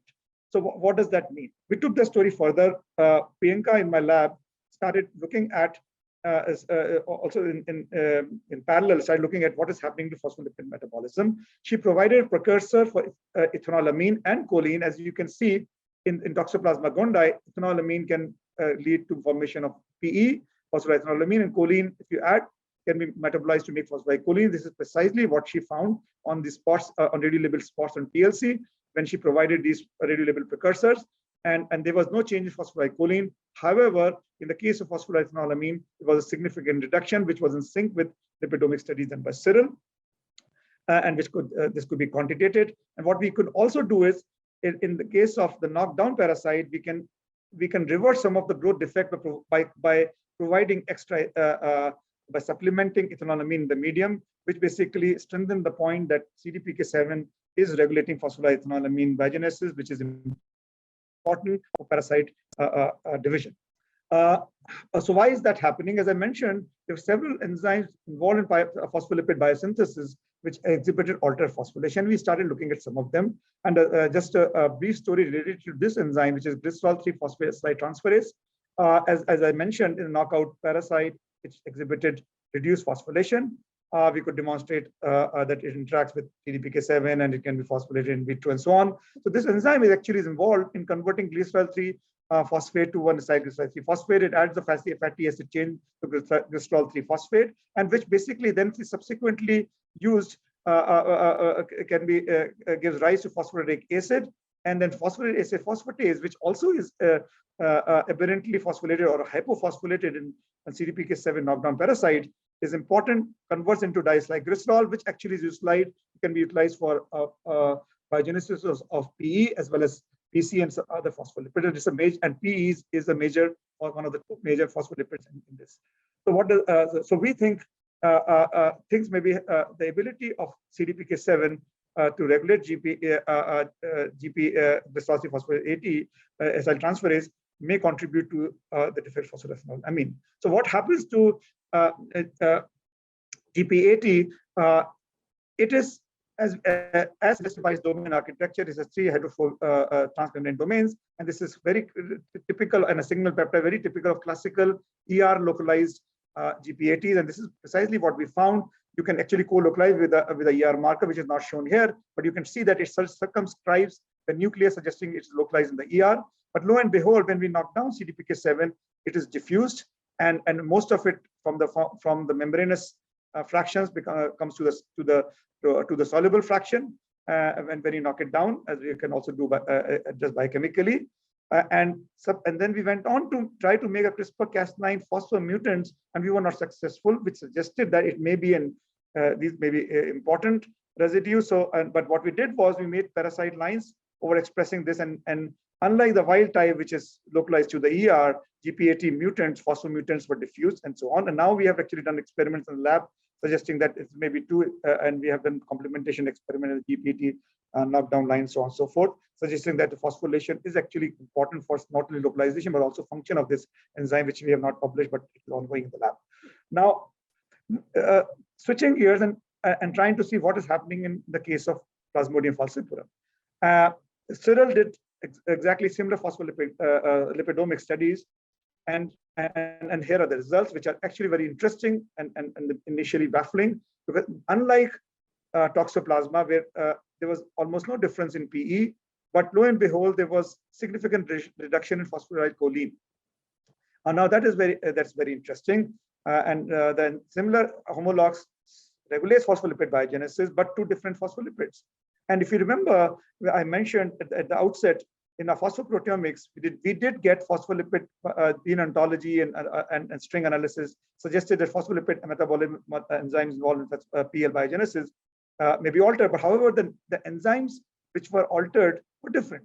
In the case of in the case of Plasmodium falciparum, as shown here, we found ethanolamine kinase, and this enzyme PMT, which converts phosphoroethanolamine methyl transferase, which is actually coded only in the case of Plasmodium falciparum, not in the case of Toxoplasma. Both these enzymes exhibited hypophosphorylation in the CDPK7 knockout parasite in our phosphoprotein studies. So what it meant. So it was straightforward. When you add ethanolamine and in a metabolomic study, in the metabolic labeling studies, you get two spots in the TLC instead of one in the case of Toxoplasma. One is for PE, which is formed via this reaction, and additional spots for phosphatidylcholine, which actually, because of the presence of this PMT, ethanolamine can also be utilized to make phosphatidylcholine. So that's why you see this. Of course, when you take choline, you will also make phosphatidylcholine, and that's why you see one spot in this case. To cut a long story short, when we did these labeling studies, they also suggested that phosphatidylcholine biosynthesis in these knockout parasites was significantly reduced, and you can revert partially or modest but statistically significant. The choline addition can salvage some of the growth defect. So what is the reason for this? I tried to address this question by looking at at this point putative targets of CDPK7 in Plasmodium. So lo and behold, what we found was PMT, the enzyme which I just mentioned to you, the levels of PMT were significantly reduced. It was getting degraded in the parasite, because when you provided an inhibitor of proteasome, you could salvage it, suggesting that CDPK7 phospholipid is important for the stability of this enzyme. We went on to make transgenic lines overexpressing the mutant and of course, and the wild type in the mutant and the phosphomutant. And in this case, we found the growth of this parasite or the parasitemia was significantly reduced. And these are overexpressing parasites, suggesting they had a dominant effect. When we looked at the levels of overexpressed PMT, why there was a significant reduction in the levels of the phosphomutant compared to the wild type, which of course could be stabilized by addition of the proteasome inhibitor. These data basically really were interesting and confirmed that somehow the phosphorylation at serine 49 or by CDPK7 of this parasite of this important enzyme is critical for the stability, and of course which allows it to contribute to phospholipid biogenesis. What is the status with ethanolamine kinase? So ethanolamine kinase, as I said, was also hypophosphorylated. We made a mutant line.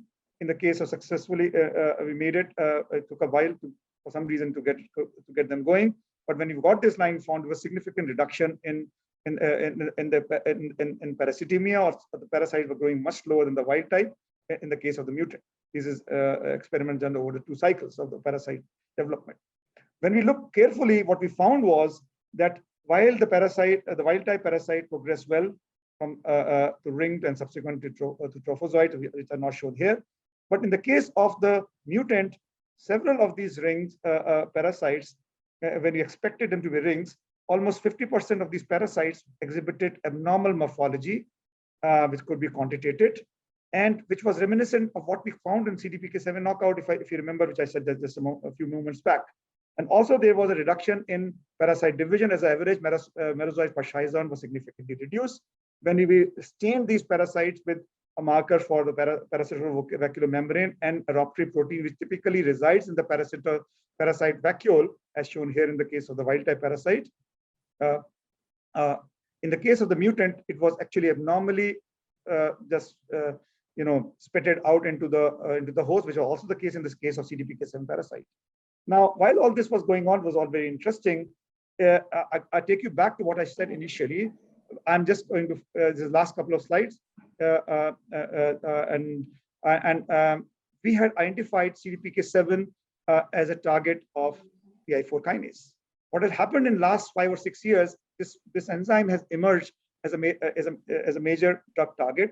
Therefore, in this process, several groups, including Kelly Chibales and a group in University of Cape Town, and of course, there is an inhibitor from MMV for PI4K, which have been used and have been actually tried and tested in the phase 1 clinical trial.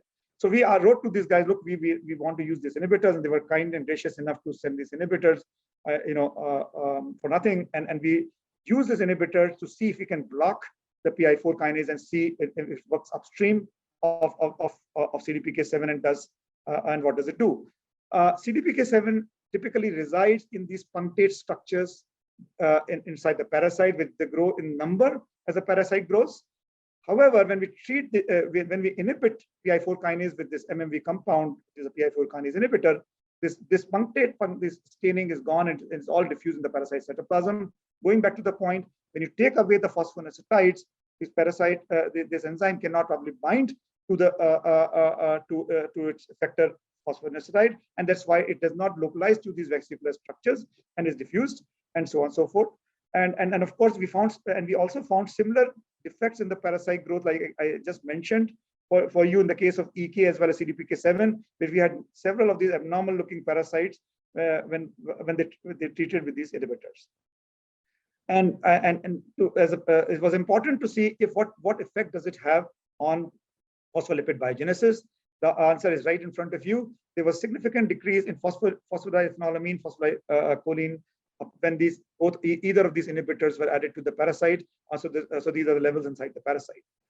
And so if you remember, I said CDPK7 knockout resulted in degradation of this enzyme, and this is exactly what we found. This is the case of PMT, where we add this inhibitor and we found the amounts of this PMT protein significantly reduced, and so was the case with EK using the transgenic line. So therefore, basically suggesting that the ability of PI4 kinase regulates CDPK7, which in turn regulates the stability of this enzyme, and which basically is critical for the biogenesis of these two important lipids.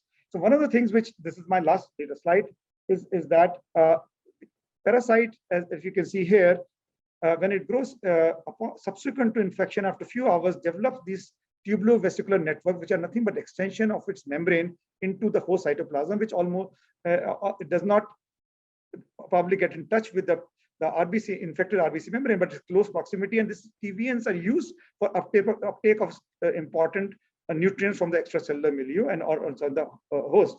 So when we looked at CDPK7 knockout parasite, we thought, since we were finding defects in phospholipid biogenesis, and this TVN is made up of phospholipids, does it have an impact? Does this enzyme have an impact on TVN formation? And this is what we found. CDPK7 knockout resulted in disintegration of these tubulovesicular networks, as you can see here. And similar results we found were with these inhibitors, UCT and the PI4 kinase inhibitor MM4048, which also resulted in stunting of these tubulovesicular networks. So this is one of the possible ways by which the phospholipid biogenesis regulated by this pathway, which I just mentioned, could contribute to the development of the parasite. Summarizing these studies, I mean, as I just mentioned, phosphoinositide biogenesis in Toxoplasma gondii CDPK7 regulates CDPK7, which in turn can regulate phospholipid biogenesis by controlling enzymes like GPAT and JP. And of course, it has an important role in regulation of RAB11A and protein trafficking. These results have been publishing, and especially the RAB11A has been extensively described in this paper published in PLOS Pathogens earlier this year, where Cyril is an important co-author. And in the case of falciparum, we demonstrate the PI4 kinase, whose function in the parasite is not known. But I think we have one of the possible functions, which is regulating phospholipid biogenesis. And I think it is doing it by CDPK7 is playing a pivotal role in this process because it can regulate these important lipid biogenesis enzymes. We do not know, but we think it may regulate trafficking as well, but we don't have any evidence for that, and so on and so forth. So here, and these studies were just accepted a few days, 10 days back with Cyril and us, and in Indo-French, if you want to call it, paper in EMBO reports. And the important thing is, as a parting shot, I'll say, it is a very interesting thing. I mean, I'm glad we did it in 2 different parasites, where the same enzyme and possibly a similar pathway seems to be regulating the development of the parasite, but it is doing it via a very different mechanism, and which just and 2 different phospholipids, just which shows, even though as close as they are related, but there is a plasticity which is built in, which allows them these subtle differences which are being exploited inside the host for their development. So this is the important slide, because it allows me to acknowledge very hardworking PhD student Priyanka Bansal and a postdoc Ranjana Maurya, and an earlier postdoc Anush Tripathi, who moved on, and they all contributed to this story amongst others, and very important collaborators in Keshav Prasad and his group on phosphoproteomics, and then of course Cyril, whom I mentioned several times in our lipidomic studies. And of course, thanks very much for your attention. Thank you, Pushkar. That was fantastic and very well fit into today's our thematic. And so do we have any questions for Pushkar?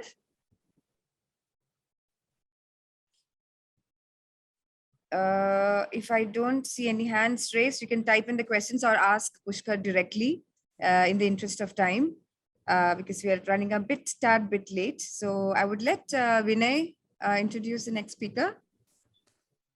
Thank you, Pushkar. That was a nice talk. You have heard it before, so no, nevertheless, story has come together and nice, right? The EMBO reports. Congratulations for that. The next speaker is Dr. Sylviane Piet, and this is about, Sylviane Piet is from Center for Infectious Disease at Lille. The contribution of systems immunology to the study of parasite disease. If I made any mistakes in the pronunciation, I apologize for that. No, please don't. Okay, do you see my, yes, I have to make something. Do you see my slide? Yes? Yes, we do see your slide. I have a problem, it's blocked. Excuse me. It has to be full screen. Yes, perfect. I am Sylviane Piet. I am an immunologist, meaning that I will talk about the interaction of parasite or infectious agent with the immune system and disease.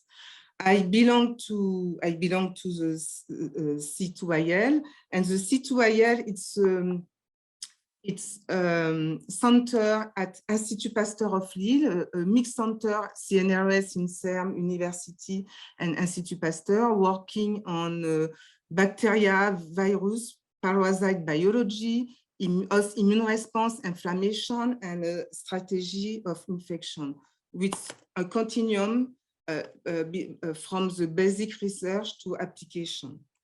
My team, since, I don't know what happened. Okay. Since 2 years now, my team, in fact, I have a team on the campus of Institut Pasteur of Lille and in French Guiana at the Hospital and University of French Guiana. And our major question is we are working on leishmania, malaria, and toxoplasmosis, and on co-infection, and you will know why. Why? Because in the French Guiana Amazonia biome ecosystems, you have in fact a lot of co-infection, co-exposition between 3 parasites, which is Leishmania, Plasmodium, and Toxoplasma. And also there is another point that in fact there is a lot of gold mining that use mercury and a lot of mercury contamination and deforestation. And this change, in fact, the ecosystems. And now, for example, for Toxoplasma, normally it's not, Toxoplasma do not induce disease because we develop asymptomatic, in fact, chronic asymptomatic disease. In French Guiana, you have a syndrome which is very particular. It's a lung Toxoplasma or visceral toxoplasmosis. And this is because there is a change. Normally it's cats that transmit, and in French Guiana is not cat, it's another mammifer. And I think for me, and this comes from all what we gain from the LEA we have with India before, because we started to try to understand interaction between the parasite, the immune system, and the environment, which are in fact interaction of complex system. Each of them are complex system with rules of complex system. And for this, we really need on global approach, what you will call one health approach, because we study the patient, the clinics, the disease, but we also study the immune response. We study the parasite in terms of genotype of the parasite, and also try to see what happened at the level of transmission.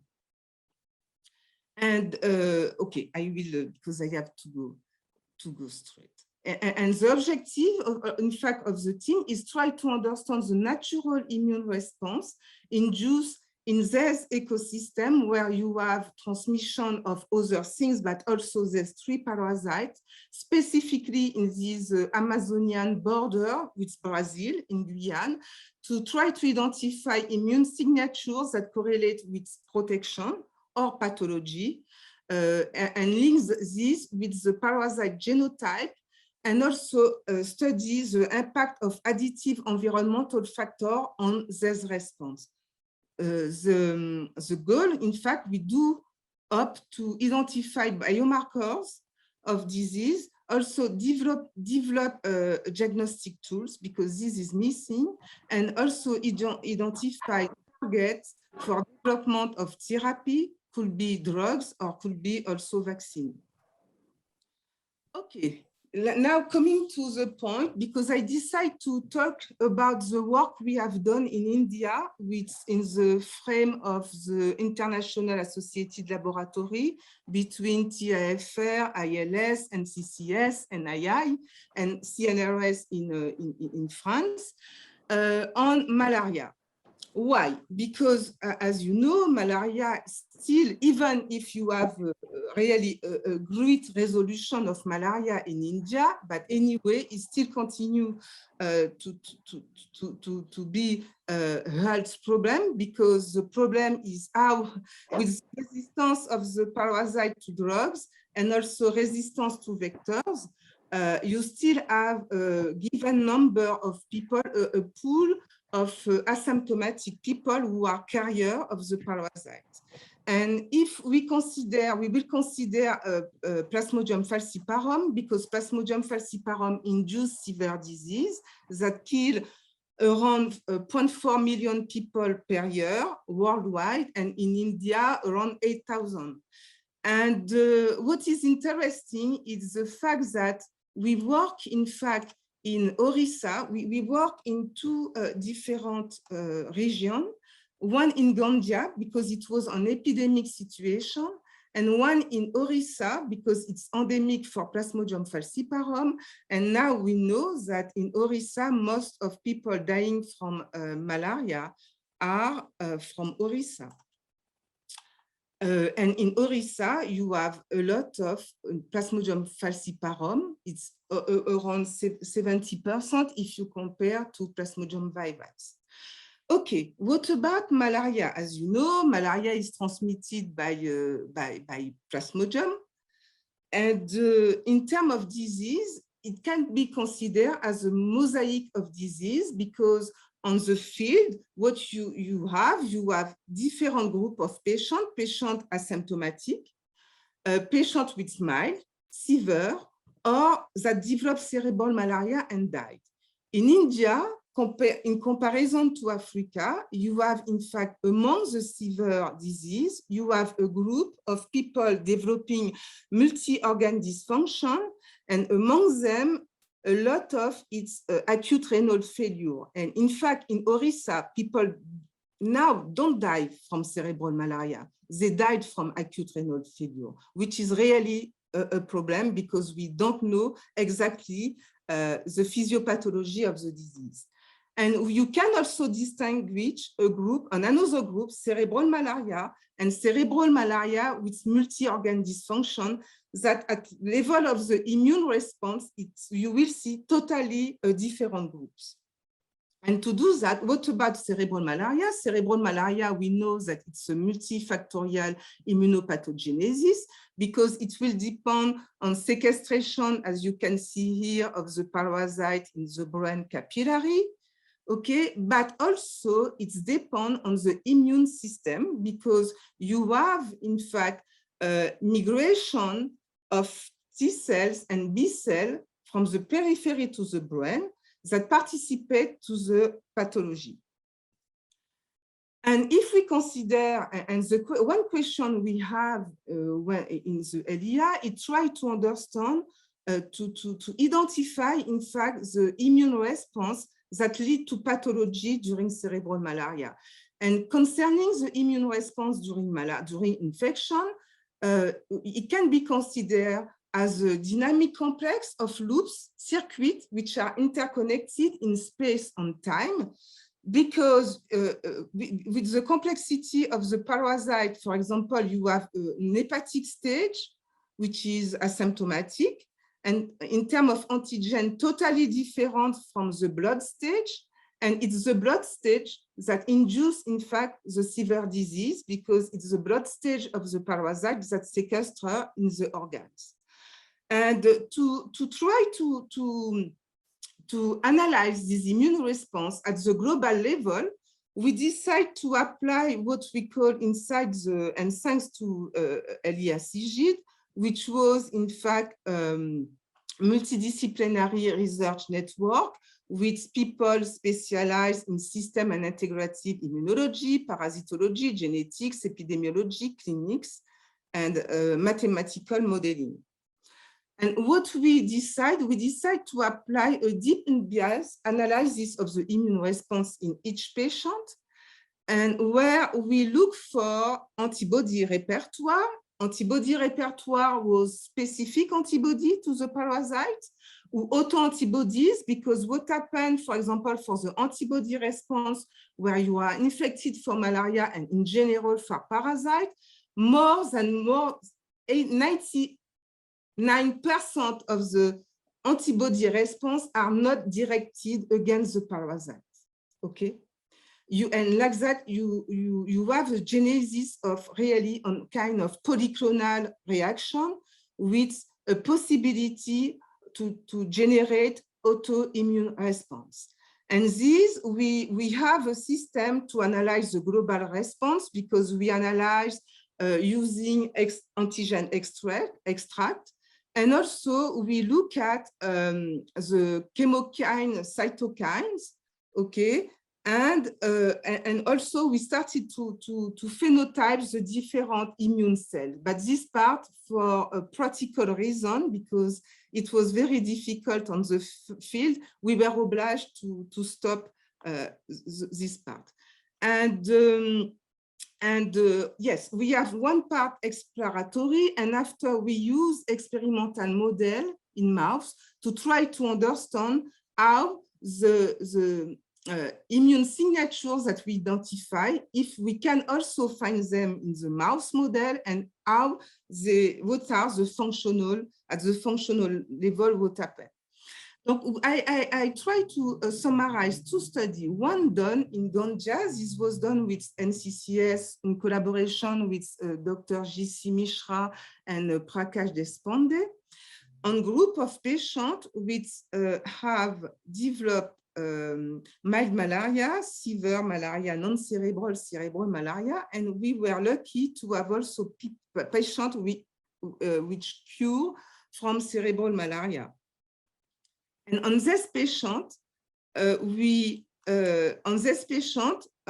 concerning the cytokine, you see here a two-way clustering analysis allow us to identify two clusters, one that distinguish mild malaria from another one that distinguished cerebral malaria. Cerebral malaria, the cluster was IL-1 beta, IL-10, TNF alpha, and TGF beta, and the other one IL-2, IL-5, IL-6, IL-12, and interferon beta.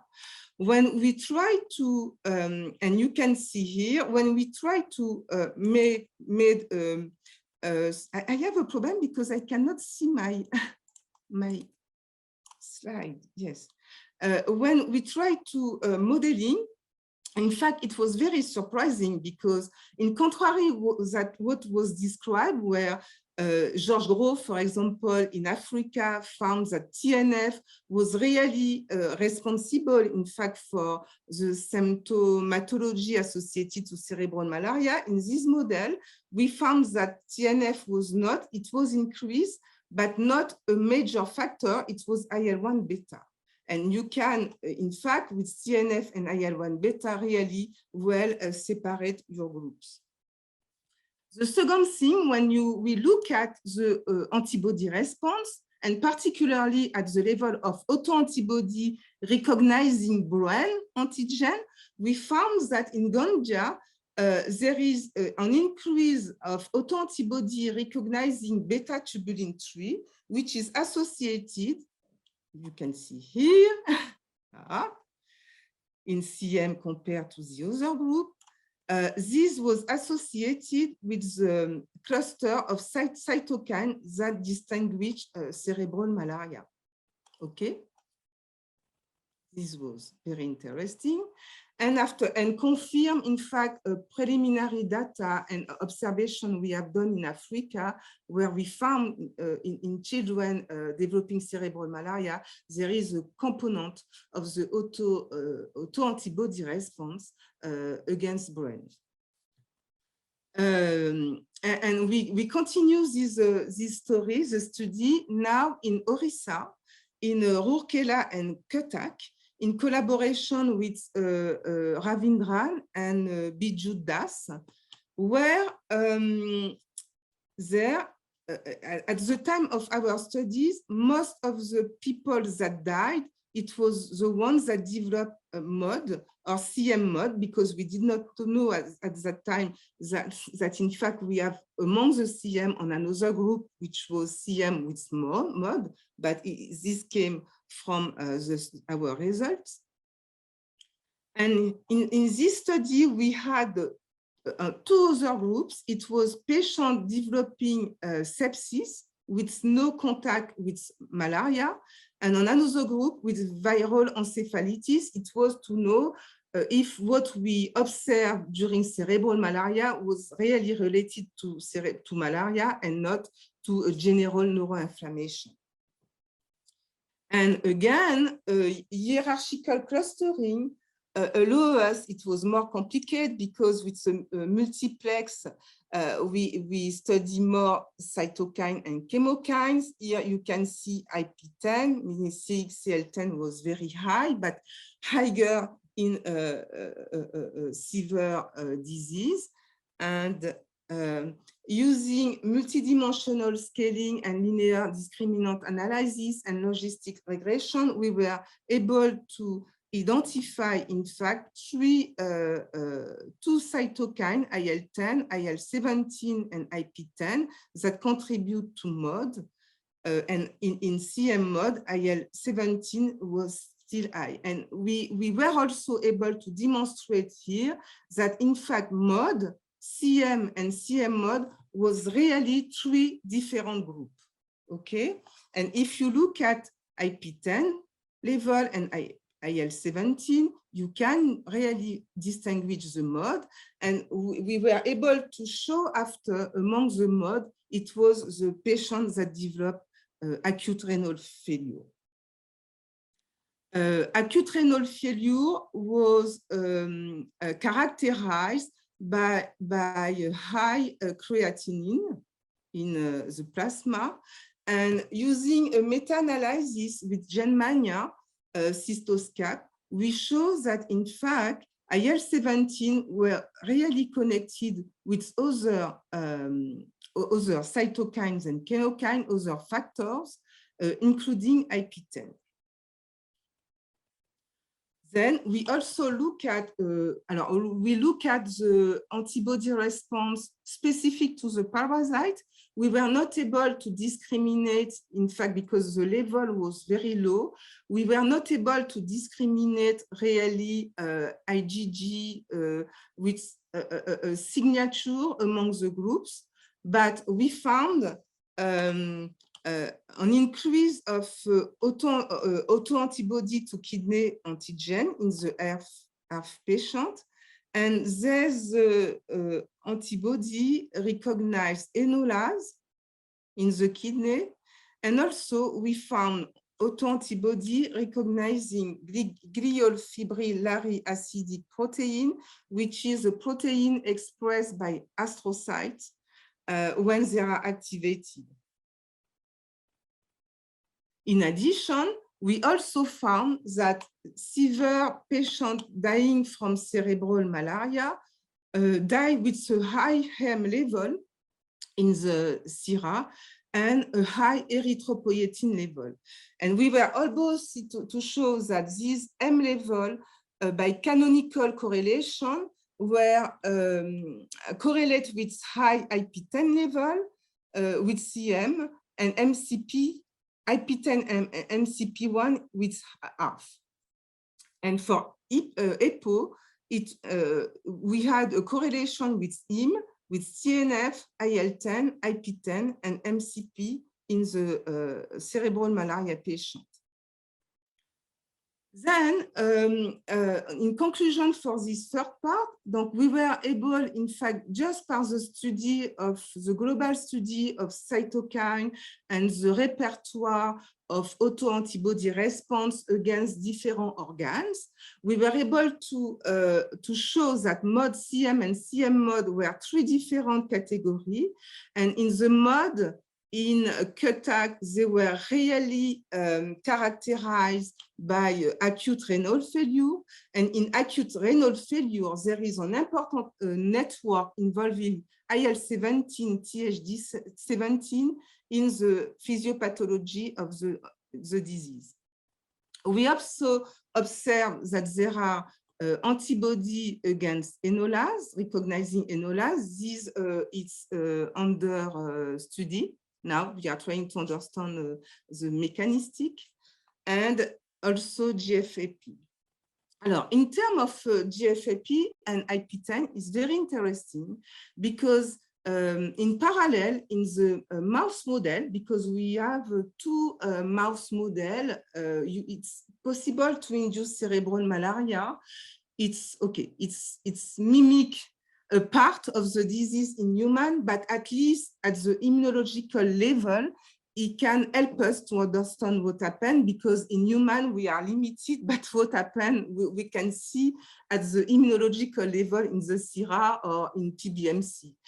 As we have pathology in organ, it's one question when you work like that in human, it's important to know, for example, if the response that you see in periphery in the blood is the same response you can have in the organs of interest. And in the mouse model, as here you have seen, infected by Plasmodium bergelianca, they developed a syndrome and died around 7 to 10 days from convulsion, etc. With the damage in the brain, as we can see here, and also destruction of the brain-blood barrier. And in these mice, what we have seen, there is an increase of GFAP, because if you isolate the astrocyte and microglia from the mice when they are dying from cerebral malaria, we analyze them in cytometry, and we found that there is an increase of GFAP associated with an increase with MHC class 1, and also high production of IP10 by this cell. Also, we demonstrate that in fact, activation of astrocyte in the brain is due to the fact that there is parasite-derived microvesicles that are transmitted to the astrocyte, as we can see here. And here it's a vesicle where we can see the parasite that we stain with an antibody against Plasmodium bergerianica. And also by qPCR, we can quantify the parasite in the microvesicle. And these parasite microvesicles are transmitted in the astrocyte through a non-canonical autophagy. As you can see here, it's autophagy LC3 dependent, it's dependent of LC3, but not of ULK1. It's a kind of LC3 dependent, we say autophagy, but in people, the specialists kind of, not exactly a phagocytosis, but. And what was very interesting is that we show, in fact, that these mechanisms is very important for the production of CXCL10, because if we block the LC3 dependent autophagy by scRNA, as you can see here, by Rubicon or in blocking LC3, we have no production of IP10, CXCL10, in comparison if we block ULK1, because ULK1 is the canonical autophagy and not involved in the process. This is true also for TNF, not exactly. And in a transcriptomic approach, where we study the astrocyte isolated from the brain of the mice, we were able, in fact, to find that IPDIS, it's a major network in cerebral malaria, because here in the brain, you can see there is an increase of production. There is an increase of production in the mouse developing cerebral malaria in the plasma, and we also see an increase of production in a patient developing cerebral malaria compared to mild malaria. And lastly, what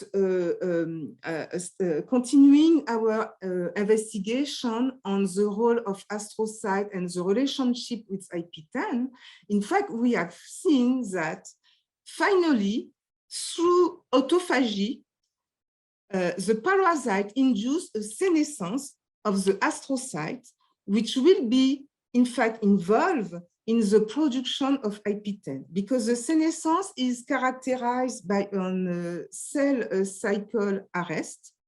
Okay, so they don't die, which can be induced either by damage in the DNA or during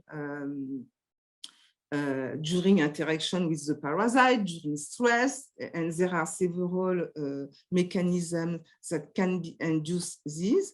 And the senescence is characterized by the expression of different markers like P21, P16, P53, GAD45, and you can see here, in fact, when we compare resistant mice infected that do not develop cerebral malaria here, with the mice that develop cerebral malaria, we found an increase of P21, not P16, and this was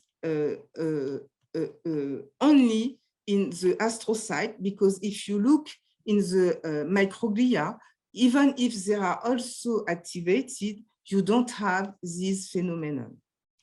And we were also able to show that, in fact, this senescence phenomenon was associated with the production of IL-10. Then, with that, we went back to the patient, our 222 patient from Orissa, and we look at whether in the PBMC, we have an increased expression of P21. What we found an increased expression in P21, not in MOD, but in CM and CM mode, whereas P16 was decreased. And if we look by PCA water-pen, principal component analysis, we really found an association of IL-17, P21 that discriminates MOD, but also CM patient, whereas IP10 discriminates the CM mode. And this was not linked with the parasites, in fact, the level of parasite at the periphery. Therefore, it was just to in fact, exemplify that when we try to understand what happened, in fact, in human, it's very important, I think, to have cohort of patients very well done, very well characterized, and also to develop this kind of global systemic immunological approach, because the interaction with the parasite and the host is very multifactorial. You have a lot of polyclonal reaction with a lot of non-specific response, and these it's interesting, at least because we were able to pinpoint that astrocyte could have a role in the cerebral malaria and severe disease, as it is in other neuroinflammatory disease, because if we compare what happened in cerebral malaria in terms of the neuroinflammation is induced by the parasite, but all the sequence later on mimic really what happened in other neuroinflammatory disease, either with antibodies involving antibodies or involving T lymphocytes. And we propose maybe that we want to now to analyze whether astrocyte can be a target, because they also produce LIF, which is an inhibitor of the T cell, because what I forget to say is that in fact during cerebral malaria you have an immigration, a selective immigration of T cell in the brain. And this immigration is really dependent on IP10, because the cells that immigrate express the receptor of IP10.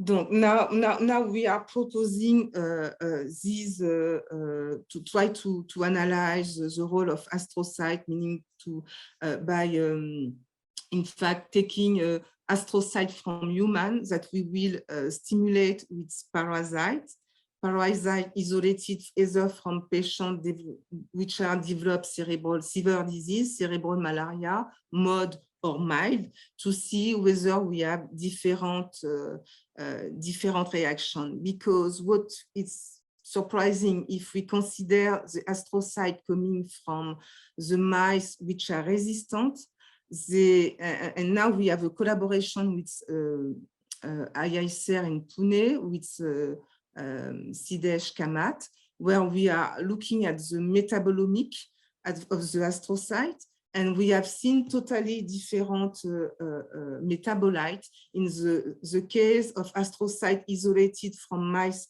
resistant to cerebral malaria, or the one isolated from the susceptible. We do hope that this approach will help us to understand in the human situation, at least to have some clues and to be able to markers to be able to go back to patients. A large part of this work has been done in the CGID LEA, thanks to my colleagues. And I think maybe I forget, but some of them, but I have really to thank CEFIPRA, CNRS, DBT, the French embassy, because without them, we will not be able to do all this work. And also inside the CGID, we really also train young, because we had a lot of postdoc from India and a PhD from India that came in different labs in France. And it was true also for students who did their PhD between lab in India and in France on these thematics. Thank you very much. Thank you, Sylvia, and thank you for highlighting our funding agencies and us, and for letting people know what we can all do and work together. So we are running a tad bit late, so we'll take the questions in the end for Sylvia, and let Vinay introduce our next speaker. Hi, it's a pleasure to introduce Dr. Chetan Chitnis, who is a senior scientist at Institute Pasteur. He's going to speak on development of vaccines for malaria. Without any further delay, I would give it to Chetan. Chetan, over to you. Yeah, I'm trying to share my screen. You can see it. It's fine, it's fine. Okay. Yes, perfect. Good. So thank you, Vinay, and thank you to the organizers for this opportunity to present our work on trying to develop a malaria vaccine at this forum. I'm currently at the Institute Pasteur, but I should mention this is work I started at the ICGB New Delhi, and I'll describe some clinical trials that were conducted with the help of the Multi-Vaccines Development Program, which we established in India and in collaboration with the Jenner Institute in Oxford.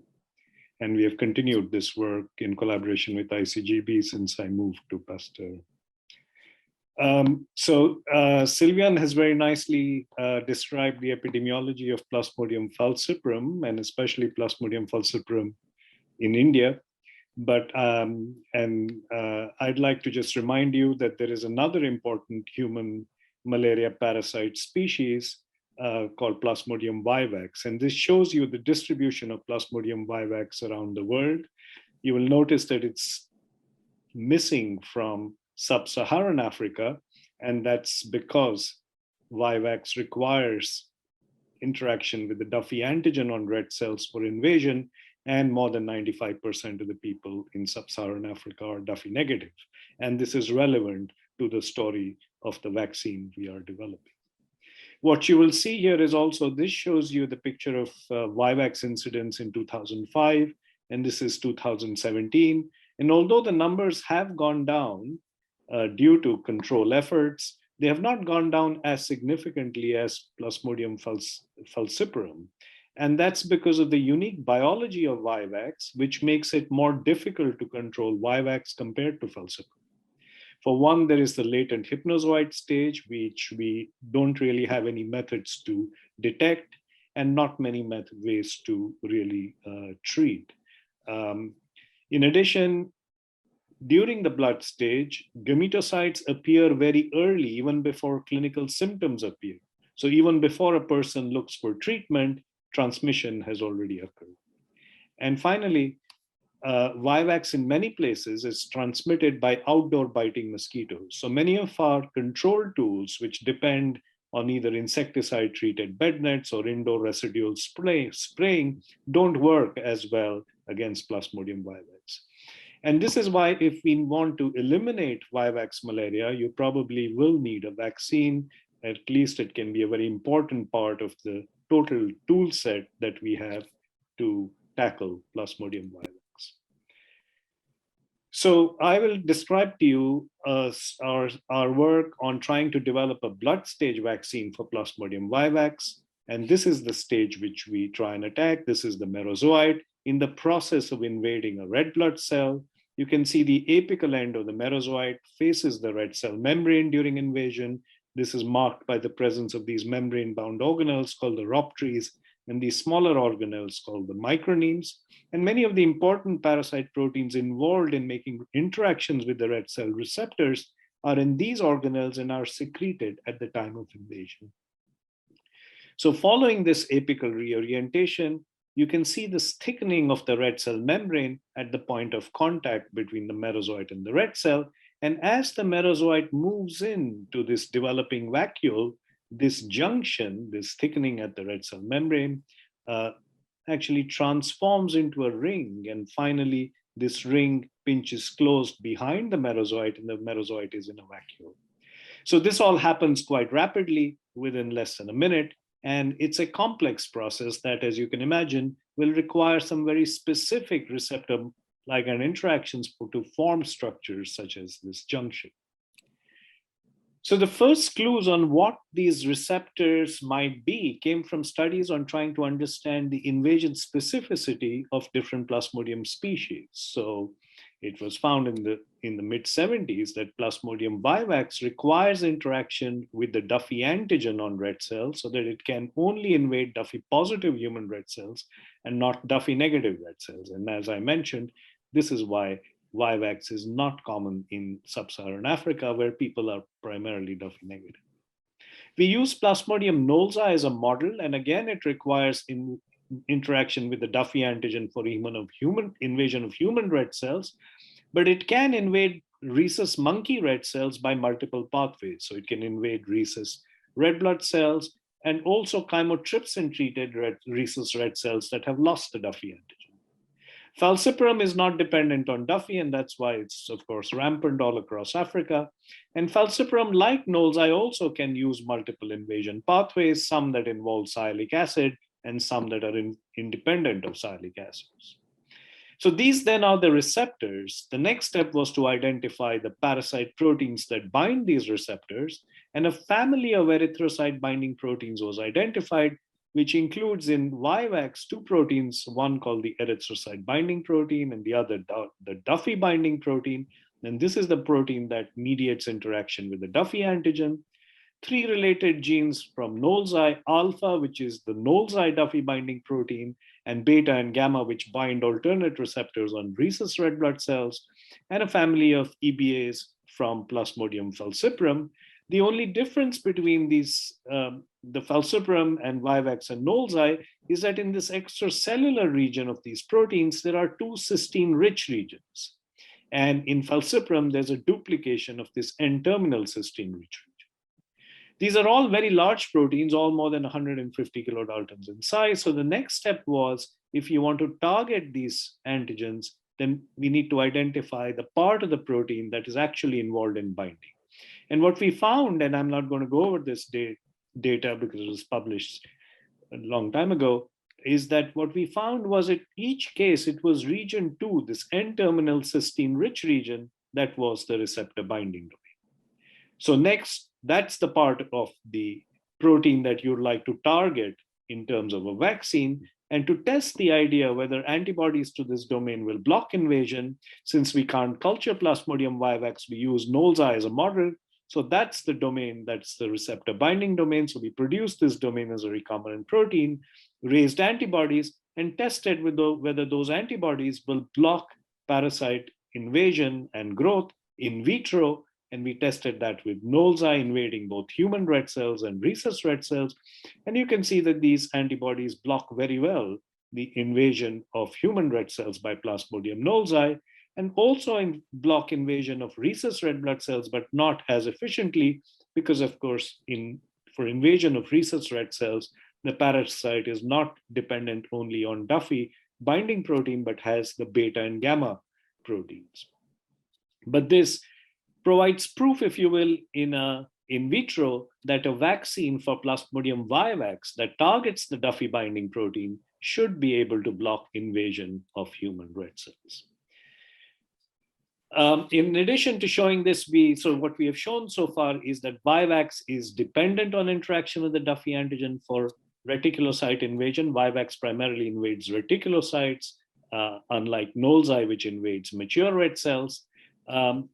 We've shown that region 2, the N-terminal cysteine-rich region of the Duffy binding protein, is the binding domain.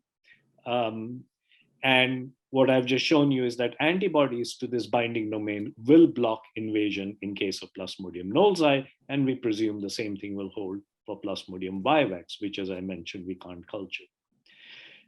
In addition, in building the rationale for a vaccine based on this binding domain of the Duffy binding protein, one question is, are there polymorphisms in this domain? and there are indeed many polymorphisms, but what we could show was actually, despite the polymorphisms, the binding site within the Duffy binding protein are actually highly conserved.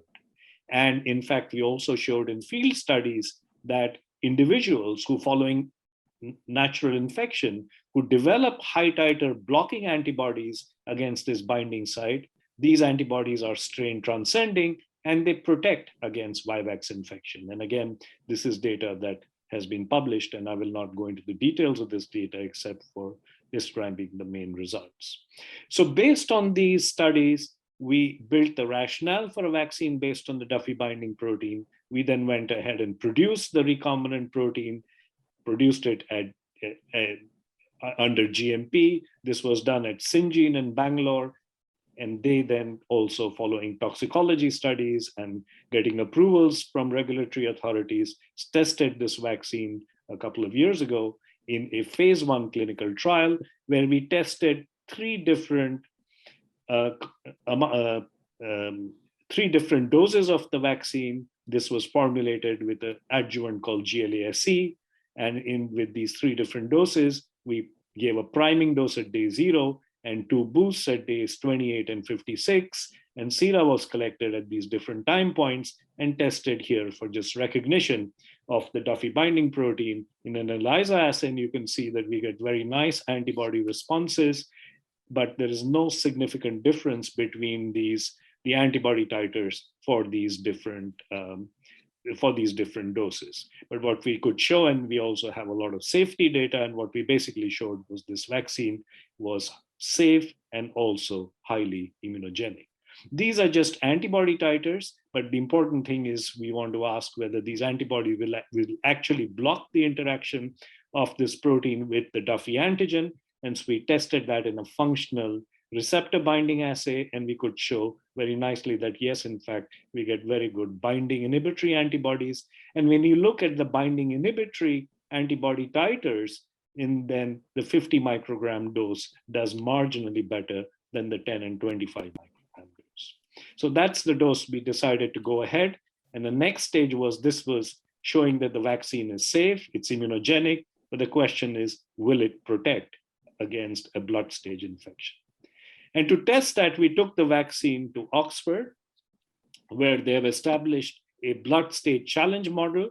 So what they can do, before I go to that, the other important thing to show was whether the antibodies you raise will block all the variants equally well. And here, this is the vaccine strain, SAL1, and these are the variants, and they actually block the variants equally well, suggesting that this vaccine should work against the different polymorphic strains you find in the field. And the next step was to actually test the vaccine to see if it will block blood stage growth in vivo, and for that we took the vaccine to Oxford to do a blood stage challenge trial.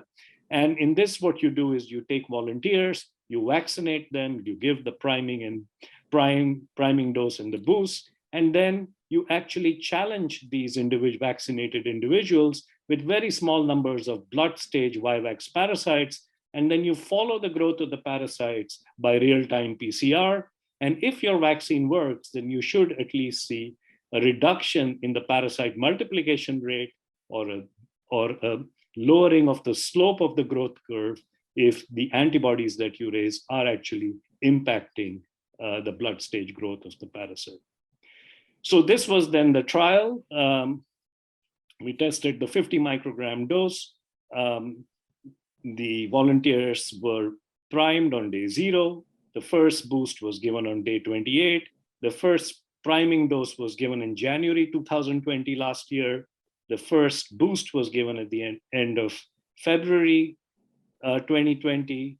And then the next dose was to be given at the end of March 2020, followed by the challenge. But that's when we had the COVID outbreak and the trial was put on hold.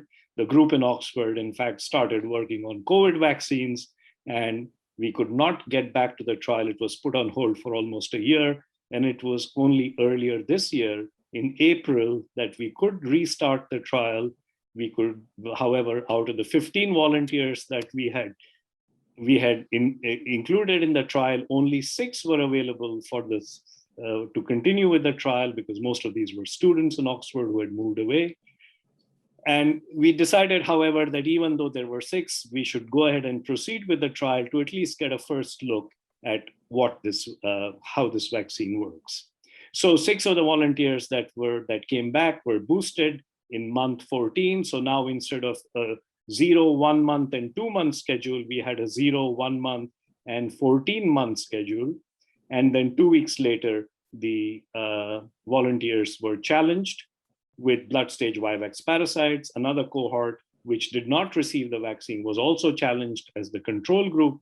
And in addition, in parallel, the Oxford group had their own vaccine, which is a viral vectored vaccine, and they were also challenged at the same time.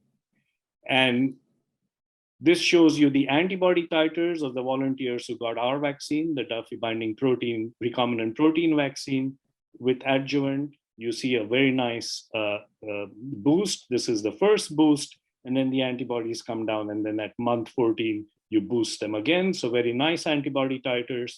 We also tested them for binding inhibition titers. I should have pointed out in the phase 1 clinical trial, the antibody titers we got were only around 1:100, the 50% binding inhibition titers. Here we are getting almost a 10-fold increase in the binding inhibition titers. And this may be because the very delayed boost that we gave with the second boost, and that's really due to the COVID outbreak. That's not what was initially planned. This shows you the binding inhibitory titers against both the homologous strain, the SAL1 strain, which was the sequence used to make the vaccine, and this was the challenge strain, W1 strain from Thailand, which was a strain collected from a Thai patient with which a biobank was made with this parasite and is used for challenge studies. So very good antibody inhibition, binding inhibition titers. And let's now look at the growth curves. So this is the control group, which had not got any vaccine, the red curve. This is the viral vectored vaccine from Oxford with the chimp adeno followed by the MVA. And this is our recombinant protein vaccine. And this had much higher antibody titers than the viral vectors and has a very clear reduction in the parasite multiplications rate. You can see the reduction in the slope. This is the mean of the 6 volunteers. What you can see is that this is the parasite multiplication rate for the control group. There is about a 25% reduction with the viral vectors and almost a 50% reduction in the parasite multiplication rate with our vaccine based on the Duffy binding protein region 2, the recombinant protein formulated with an adjuvant. And if you look at the association between the antibody titers and the parasite multiplication rate, you can see that there is very clear association of a reduction in parasite multiplication rate and antibody titers. So higher the antibody titer, lower the parasite multiplication. You also see a similar association between antibody titers and time to diagnosis. That's the first time you can start detecting the parasite. So again, that indicates that higher the antibody titers, you are having an effect on the growth rate of the parasite in vivo. Now, I'd like to remind you that this is really, in this kind of experiment, this is really only a biological readout. What we wanted to see is whether our vaccine will induce antibodies that will reduce parasite multiplication rate.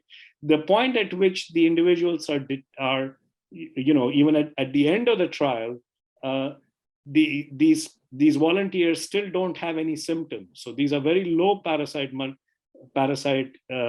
densities because we treat them even before they get any symptoms. That's required by the clinical trial protocol due to ethics. So what we have seen is that in this trial, we have seen that there is an impact on the parasite growth rate in vivo. That's something we wanted to see. And now we actually need to do some optimization of the schedule. A 0, 1, and 14-month schedule is not really practical. It's something that was forced on us due to COVID. And what we will now go back and do is test actually a 0, 1 month, 2 month schedule, as well as a 0, 1 month, 6 month schedule. It is quite likely, given that we got much better antibody titers and binding inhibition titers with the 0-1 14-month schedule compared to 0-1 2 from the phase 1 trial, we might have to go to a 0-1 6-month schedule to get antibody titers high enough to get a significant impact on the parasite growth rate. And if we see that, then we would take this vaccine to the field, and some of the obvious places where to test this vaccine in the field would be potentially sites in India or in Cambodia, where Institute Pasteur has a center and they do a lot of field studies with Plasmodium vivax. We are also in these, the advantage of having this challenge model is that you can do very detailed global immune response analysis of immune response, which we are planning to do, and to try and identify biomarkers of immunity to try and understand the what are the correlates of immunity which can help guide further development. The next thing we would also to try and improve the efficacy of this vaccine, we plan to combine it with a liver stage vaccine. And again, this is a collaboration we're establishing between ICGB Pasteur and the University of Oxford, where they have developed an RTSS-like vaccine we use it based on CSP for Plasmodium vivax. And we are in the process of initiating the preclinical studies on such a combination. And finally, as we develop these vaccines, we will be looking for partners both for clinical and product development and eventually commercial manufacturing. And that's where I think collaboration with India and Indian companies would be very important to take this forward. So I'll end by thanking a lot of people who've been involved in this work. This is my own group here at Pasteur. This work, as I mentioned, started at ICGB. We did the field work that I only described and show the data with PNG-IMR and Case Western in Papua New Guinea. The vaccine was manufactured at Syngene. They did the phase 1 clinical trial and the toxicology. MVDP played a key role in getting these clinical trials done. We worked on the adjuvant with IDRI and more recently with Novavax. And the phase 2 challenge trial that I just described was done. And this has just been recently completed in collaboration with Simon Draper and Angela Minasian at the Jenner Institute in Oxford. And these are all the agencies that have supported our work. The DBT, MVI PATH, the Bill and Melinda Gates Foundation, the Wellcome Trust funded the phase 2 trial. BIRAC has supported this work and supported the phase 1 trial that was done in India. And these are the institutions that I've worked on this project. Thank you very much. Thank you, Chetan. That was fantastic. And I think it's also a very good demonstration showing how different institutes, different organizations can work together to produce something which has such a great impact. And I'm really happy to see so many hands raised after the session. So I would first take Chandak and then go to Farah, and then finally we go to Sylvia. So Chandak, you can go ahead with your question. Thanks, Ambika. So Chetan, wonderful talk. I mean, I had two sort of clarifications, although in this kind of small sample size, really you can't, say much. I was wondering that, so I noticed that there was quite a bit of variability in the response, and, the confidence intervals would also be pretty large. So I was just wondering that whether any of these 6 subjects, they were infected with COVID, or any of them had any, COVID vaccine, and would that be responsible for any of these differences? No, so none of them were infected with COVID. That we had to add that as another, when COVID happened, that had to become another inclusion criteria for them to carry on. So if during this whole period, if any of them were infected with COVID, then they were ruled out from continuation. In terms of the COVID vaccine, I don't have that data, and I'll have to look if any of these 6 had the COVID vaccine. My guess is by the time they got the challenge, they may have had the COVID vaccine, because in the UK, vaccines had been given out, although these were all young individuals. So I'm not sure. I'm not sure there would be any, whether there would be any impact, because my guess is if that was the case, this would be common between the control and vaccinated group. In terms of your point about the numbers, yeah, I mean, you're absolutely right.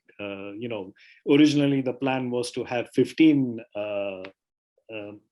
volunteers in each cohort, the vaccinated and the control. It's just that we lost volunteers because these challenge trials are short duration trials. So, the volunteers make commitment to be available only for 4 months or 5 months. This went on for much longer than by the time we finished, it was 16, 17 months. But we decided even with the small numbers, we would go ahead and so this is really a first look. But the data, it seems to be so, it is so significant in terms of the impact on the growth rate that, we think it's significant. And of course, we are going to repeat this. The next plan is to actually repeat this in Thailand so that we are also working in an endemic area. Okay, yeah. But you're absolutely All right. the best. To be confident of this result, we do need to repeat it. Thank you. All the best, Chetan. Thanks. Okay, let's quickly move on to Farah. Hi, that was a very nice talk. I just have very fundamental question, actually. So you mentioned that some of the volunteers had asymptomatic levels or low density parasitemia, as you mentioned. When you say asymptomatic, are these the same level as we see in other places? We call them as asymptomatic. Would you describe them as the same density? No, well, these are all, first of all, these are all naive individuals. These are all, students in Oxford who have never seen malaria before. So for such naive individuals, there's something called a fever threshold, which means parasitemia below that level, you don't see any symptoms. It has to go above a certain parasite density to get to see fever. Yeah, and so you are allowed to only, you treat before they actually start getting symptoms. Now, in an endemic area, that fever threshold will be different because these are immune. These are, if they have seen, been repeatedly infected, then they are asymptomatic. They may have a higher fever threshold because, first of all, they keep parasite densities down because of their natural immunity, but also they don't get clinical symptoms as easily as a naive individual. Right. I have one more question. So, do you think this the Vivax can macaques be reservoir for the Vivax? Not the macaques you have in Asia. They're not infected by Plasmodium virus. Not the one in Africa as well? Not the ones, well, in Africa, the chimpanzees and are infected by Plasmodium vivax. And in South America, the aortus and Cymeri monkeys are infected, but not the rhesus macaques. They're not infected by virus. Right. No, the question I have is because considering sub-Saharan Africa is so pathogen prone, I mean, there's so many pathogens, what could be the reason for these individuals in sub-Saharan for losing this, before being Duffy negative? I mean, it's a very big, strong evolutionary response, right? I mean, yeah, absolutely, yeah. So do we know when they sort of lost this, when they became negative or anything, any kind of studies? No, we don't know when. And Vivax is thought to be a much older parasite than Plasmodium falciparum. But the interesting is the Duffy antigen, actually these individuals have not lost the gene. There's a mutation in the promoter region and they lose expression in the erythropoietic lineage. So they do express Duffy antigen on other cells, endothelial cells, etc. So there's actually just a point mutation in the promoter region due to which expression in blood stages, in red blood cells and the erythropoietic lineage is lost.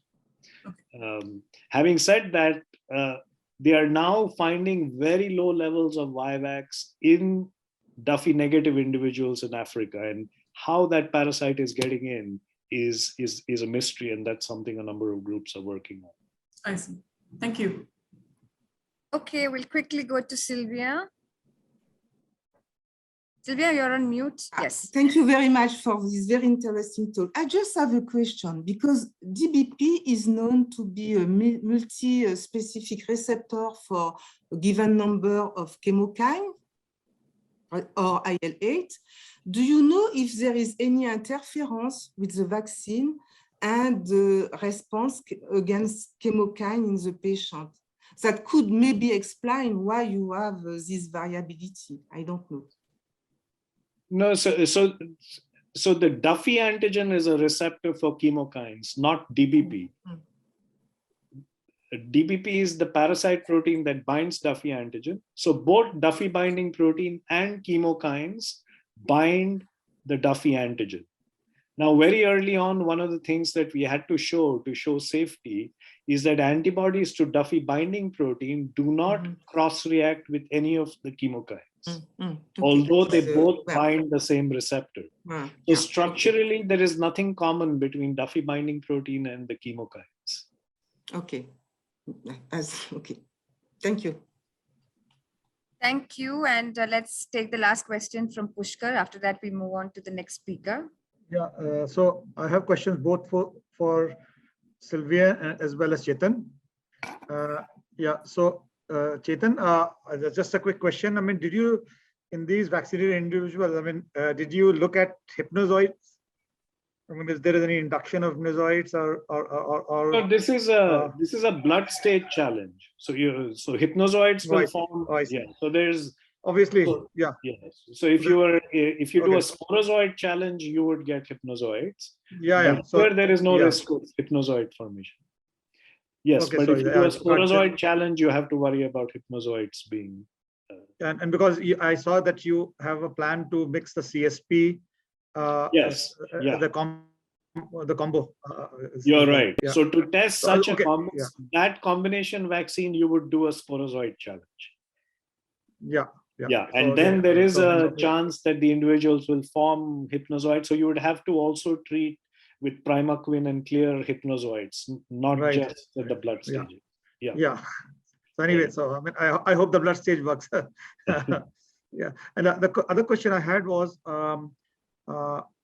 just regarding the adenovirus vaccine from the Jenner Institute. Are they using exactly the same antigen? I mean, to overexpress. Yeah, exactly. So that makes it very interesting. Yeah. The question for Sylvian, first of all, hi after almost 4 or 5 years. Last time you met was at the CGIN meeting, Sylvian.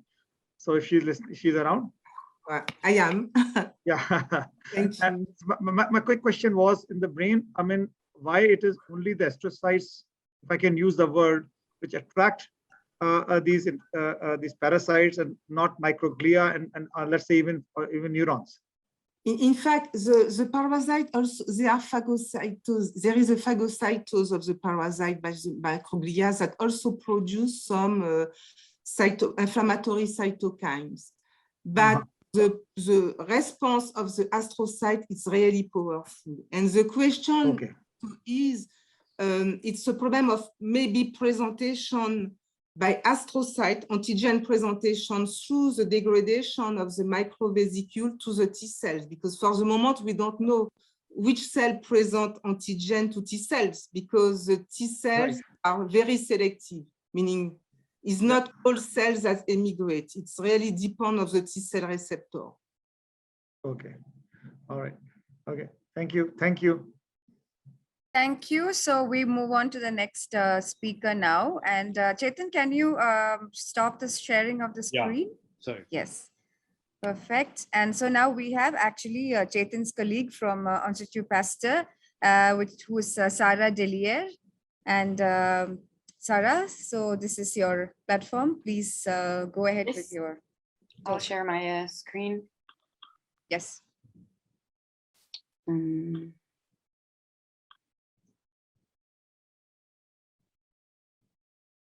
We can see your screen, but yes, perfect. It's working? Yes, it's working. It's fine. Okay. So I would like to thank the organizers for me to present our data today about the role of soluble mediators in anti-Aspergillus immunity.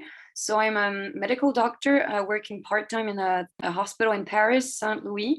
I'm a medical mycologist and parasitologist, and I'm also finishing my PhD in the Pasteur Institute, supervised by Vishu Kumar Emanienda. So today we'll talk to you about invasive mold infections. Although they're quite uncommon, incidence worldwide is increasing, and they have made the headlines recently during the COVID-19 pandemic, as we were seeing superinfection in critically ill patients. And more specifically in India, a type of mold called Mucorales was responsible for frequent complications that was not seen in other countries with this important incidence. So what molds are we talking about, and how do you catch such a disease?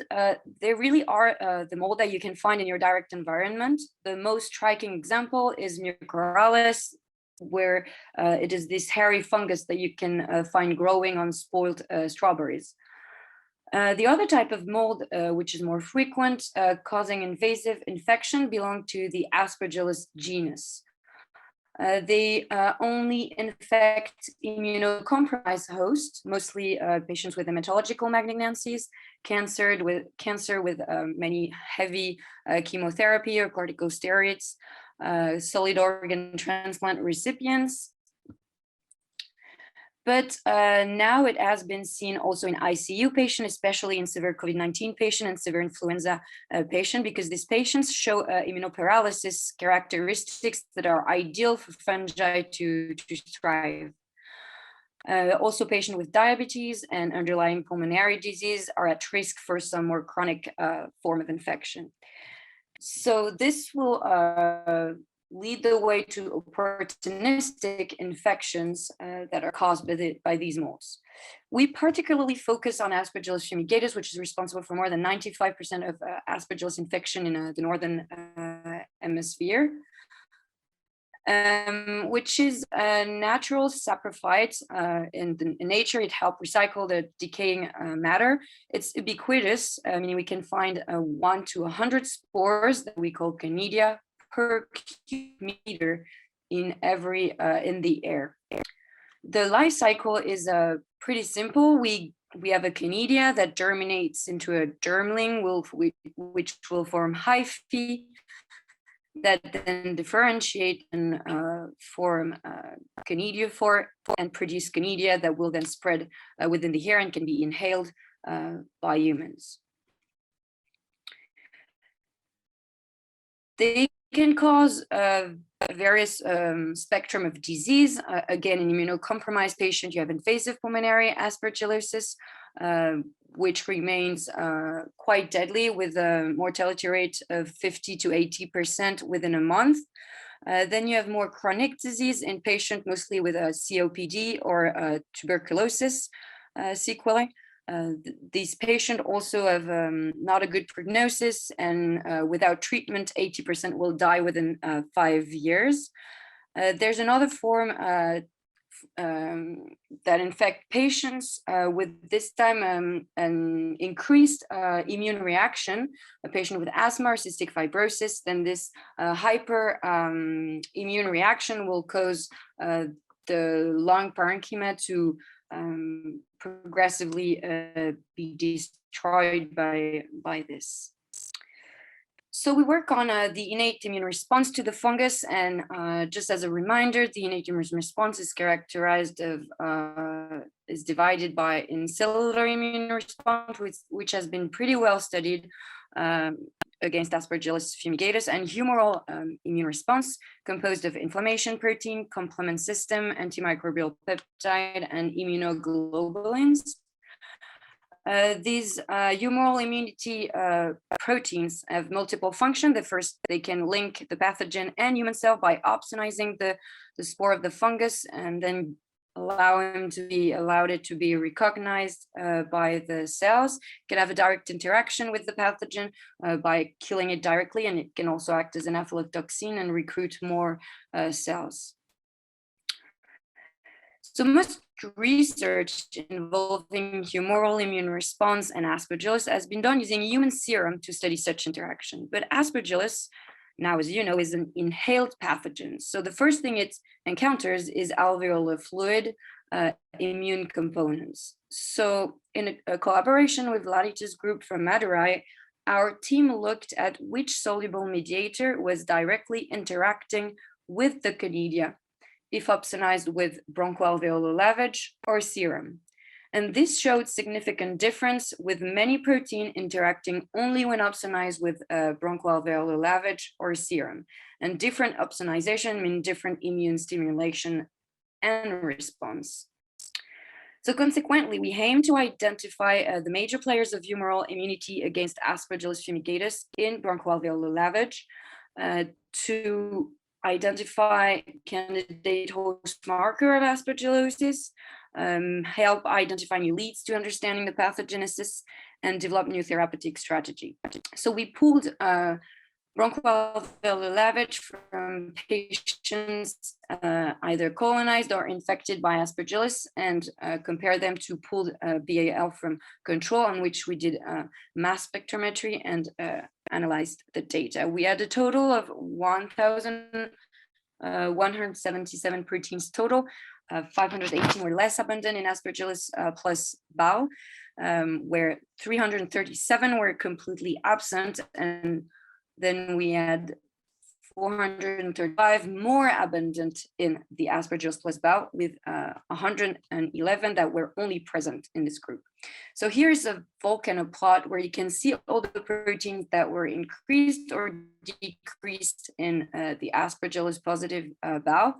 And in blue, we identify the soluble mediator, which we are studying.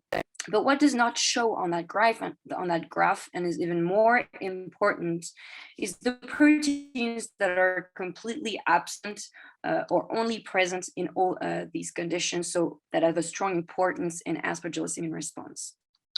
And the question now is, are these proteins that are completely absent consumed by the immune reaction, or degraded by Aspergillus, or then just not there since the beginning and responsible for some kind of immune deficiency that would be a risk factor to develop the disease? So if we have a closer look at three of them, they interestingly have the same structure of collectin, made of a collagenous region and a carbohydrate recognition domain, and the fungal cell wall is full of carbohydrate. Now, what do we know about one article in 2009. We don't know much, just that it binds to one polysaccharide in the fungal cell wall. And then SPD was actually studied by our team a few years before we made this study. And it was shown that it binds to galactomannan, galactosaminogalactan, melanin, which are a component of the cell wall. It had a pro-inflammatory effect and increased conidial phagocytosis. This was actually also confirmed in a mice model. So we decided to look further from these results into SPD. We used then two kinds of SPD, the full-length one, which is difficult to produce and obtain, and a recombinant SPD, which is much shorter version and easier to make. The major difference which needs to be taken into account here is the ability to oligomerize. Full-length SPD can go up to a dodecamer form, where the recombinant form can only form a trimer. So we monitored the growth of the fungus after 18 and 24 hours under the light microscope. And what we found is that they both inhibit the growth of the fungus at concentration lower than what we can actually find in the alveolar fluid. And this effect was even more important for the full-length SPD. The hyphae exposed to SPD looked shorter, hyperbranched, and this effect was concentration dependent. So then we wanted to know if this inhibition was a delay in germination or a direct inhibition of the hyphal extension. So we did time lapse to look at the kinetics of the growth inhibition. Conidia started to germinate at the same time in both conditions, around 6 hours after incubation, but then the hyphae were significantly longer in the control than in the treated fungus. So it seems that the main effect of SPD was to restrict the eiffel length. We wanted to get a closer look with SEM, and it appears that SPD-treated germlings had a rougher surface with loosely bound cell surface matrix. Now, the surface of the fungus corresponds to the cell wall, which is a dynamic structure that human cells do not possess and that is majorly composed of polysaccharide. I say dynamic because the composition evolves during the life cycle of the fungus. And so because the surface observed in SEM was so different, we checked the polysaccharide by polysaccharide if they were differentially exposed on the surface, and labeled all of them with specific antibodies and calculated mean fluorescence intensity of labeled germlings. So here we can see that there's actually quite a difference of exposure of beta-1,3-glucan, which were significantly lower, while chitin, alpha-1,3-glucan, and GAG was increased. And now we know that these polysaccharides have a role to play in the immune response. So we looked at the cytokine expression of peripheral blood mononuclear cells exposed to SPD-treated or untreated IFE. And while the production of IL-8 chemokine was not affected, pro-inflammatory cytokine TNF-alpha and IL-6 were significantly reduced, testifying for the immunomodulatory effect of SPD. And again, we saw a stronger effect with the full-length SPD. Lastly, we observed that sequential incubation of the conidia with SPD and then with voriconazole, which is the first-line therapy for to treat aspergillosis, was associated to a significant decrease in growth, suggesting that it could facilitate the antifungal activity of voriconazole and maybe through an increased permeability of the cell wall. As you can see here, a better penetrance of calcofluor in the cytoplasmic compartment, and the target of voriconazole is intracellular. So overall about SPD, what's next? We are now trying to get a better idea of how it works. Is it only a modification of the cell architecture? Is there also an impact on the fungal metabolism? So we will soon do some RNA sequencing of treated versus non-treated IFE.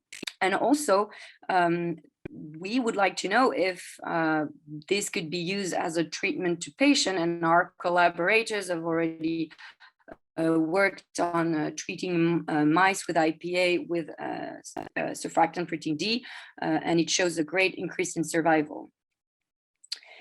Now, going back to this 3 protein with the same structure from the beginning that we're completely missing from BAL of infected patient, there's another protein here, C1q, which has not been studied. The only thing we know is from a study dating back 2001, where there was just knockout C1q mice that were used and that showed an increased susceptibility to IPA, but nobody has looked into it then. And C1q is a complement classical pathway protein, which normally interact through IgM with the pathogen. But here, because of its colectin-like structure, maybe it could directly bind to the fungus. And this is just some brand new result that it actually does. And then there's much more work to do on this. And it's a great lead to understand more about the pathogenesis. Now, this study, again, there's a lot of other proteins that are completely missing. And these are a lot of new leads for research regarding innate immunity against Aspergillus, but maybe also other fungi. These proteins were not described before: complement factor H-related 2 and 5, C8, which is a part of the membranous complex, which normally does not work against fungi because they have a cell wall that is too thick for it to work, and MRC1 that also show promise for more study on the fungi. Now, lastly, if we look at protein-protein interaction between all these missing or suddenly appearing protein, what we found, interestingly, is that they all seem to bind to one protein, pentraxin-3. And what do we know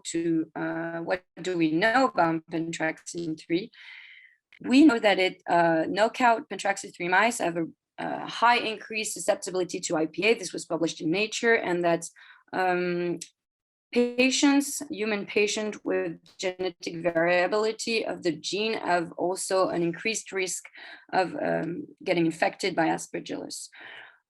We don't know much about its real interaction with the fungus. We don't even know how it binds to the fungus. Maybe a study suggests that it could bind through phycolin 2 and then activate complement. But most of the actual studies that are made at the moment is the use of Pentraxin 3 as the diagnosis marker of aspergillosis. There's some people are so suggesting that it could be used as a therapy since it seems also to increase survival of mice against IPA. So coming from all this, we have many perspectives. The first one is to characterize the major players of humoral immunity against Aspergillus, SPD, Pentraxin 3, and C1Q. And then we also want to reproduce, confirm, and deepen this data from patients with a new clinical study, where this time it would compare, separate in several groups, invasive pulmonary aspergillosis, chronic pulmonary aspergillosis, since it happened in different patient background, with a patient infected with other microorganisms to determine which are the specific mediator against Aspergillus. And the global perspective from this is also to transpose this knowledge to other fungal species. This could be applicable to other fungi, some that are already important threats in country with more tropical climates, such as India, but this could actually become, so these are the case with the mucoralized species, as I was saying, with the COVID-19 superinfection, but also Aspergillus flavus, that is a species that thrives well in a tropical climate. But this could become a much more common threat with global warming, and we need to work together ahead on this matters. So thank you very much for your attention, and my acknowledgements go to mostly my PhD supervisor, Vishu Kumar Aminianda, and Sarah Wong, the postdoc in our lab, that have been helping me a lot during this project. So thank you very much. Thank you, Sarah, for that very, very elaborate presentation. And we can take a few questions, couple of questions, because we are already running late. So if I don't see anything in the chat or no raised hands in the next minute, I think we can also close the session for today, because I know it's been really a long day for everyone. And I think we sort of achieved our objective of having this Indo-French seminar, because we were lucky to have a very good panel of speakers on board, both from Indian side and French side. And I could also see very active interactions between amongst everyone. And I hope that this can lead to much more intensive discussions later, and in the organization of workshops and working sessions later, and see how we can facilitate from the Embassy of France in India also this kind of research developments, and to have much more collaborations in very diverse fields for that matter. So I would also like to tell you that tomorrow we have the second part of the One Health workshop, which is not entirely focused on infectious disease like today. It will be mostly like a mixed bag dealing with the environment, ecology, policy making, which will also be equally interesting like the infectious disease workshop today. So, but without further ado, I would like to close this session if we don't have any burning questions for Sarah, and see you all tomorrow also at 2 p.m. IST. So thank you so much. Thank you so much for joining us and making this very, very interesting session, to the panelists and also to the audience. Thank you so much, and good evening. Thank you.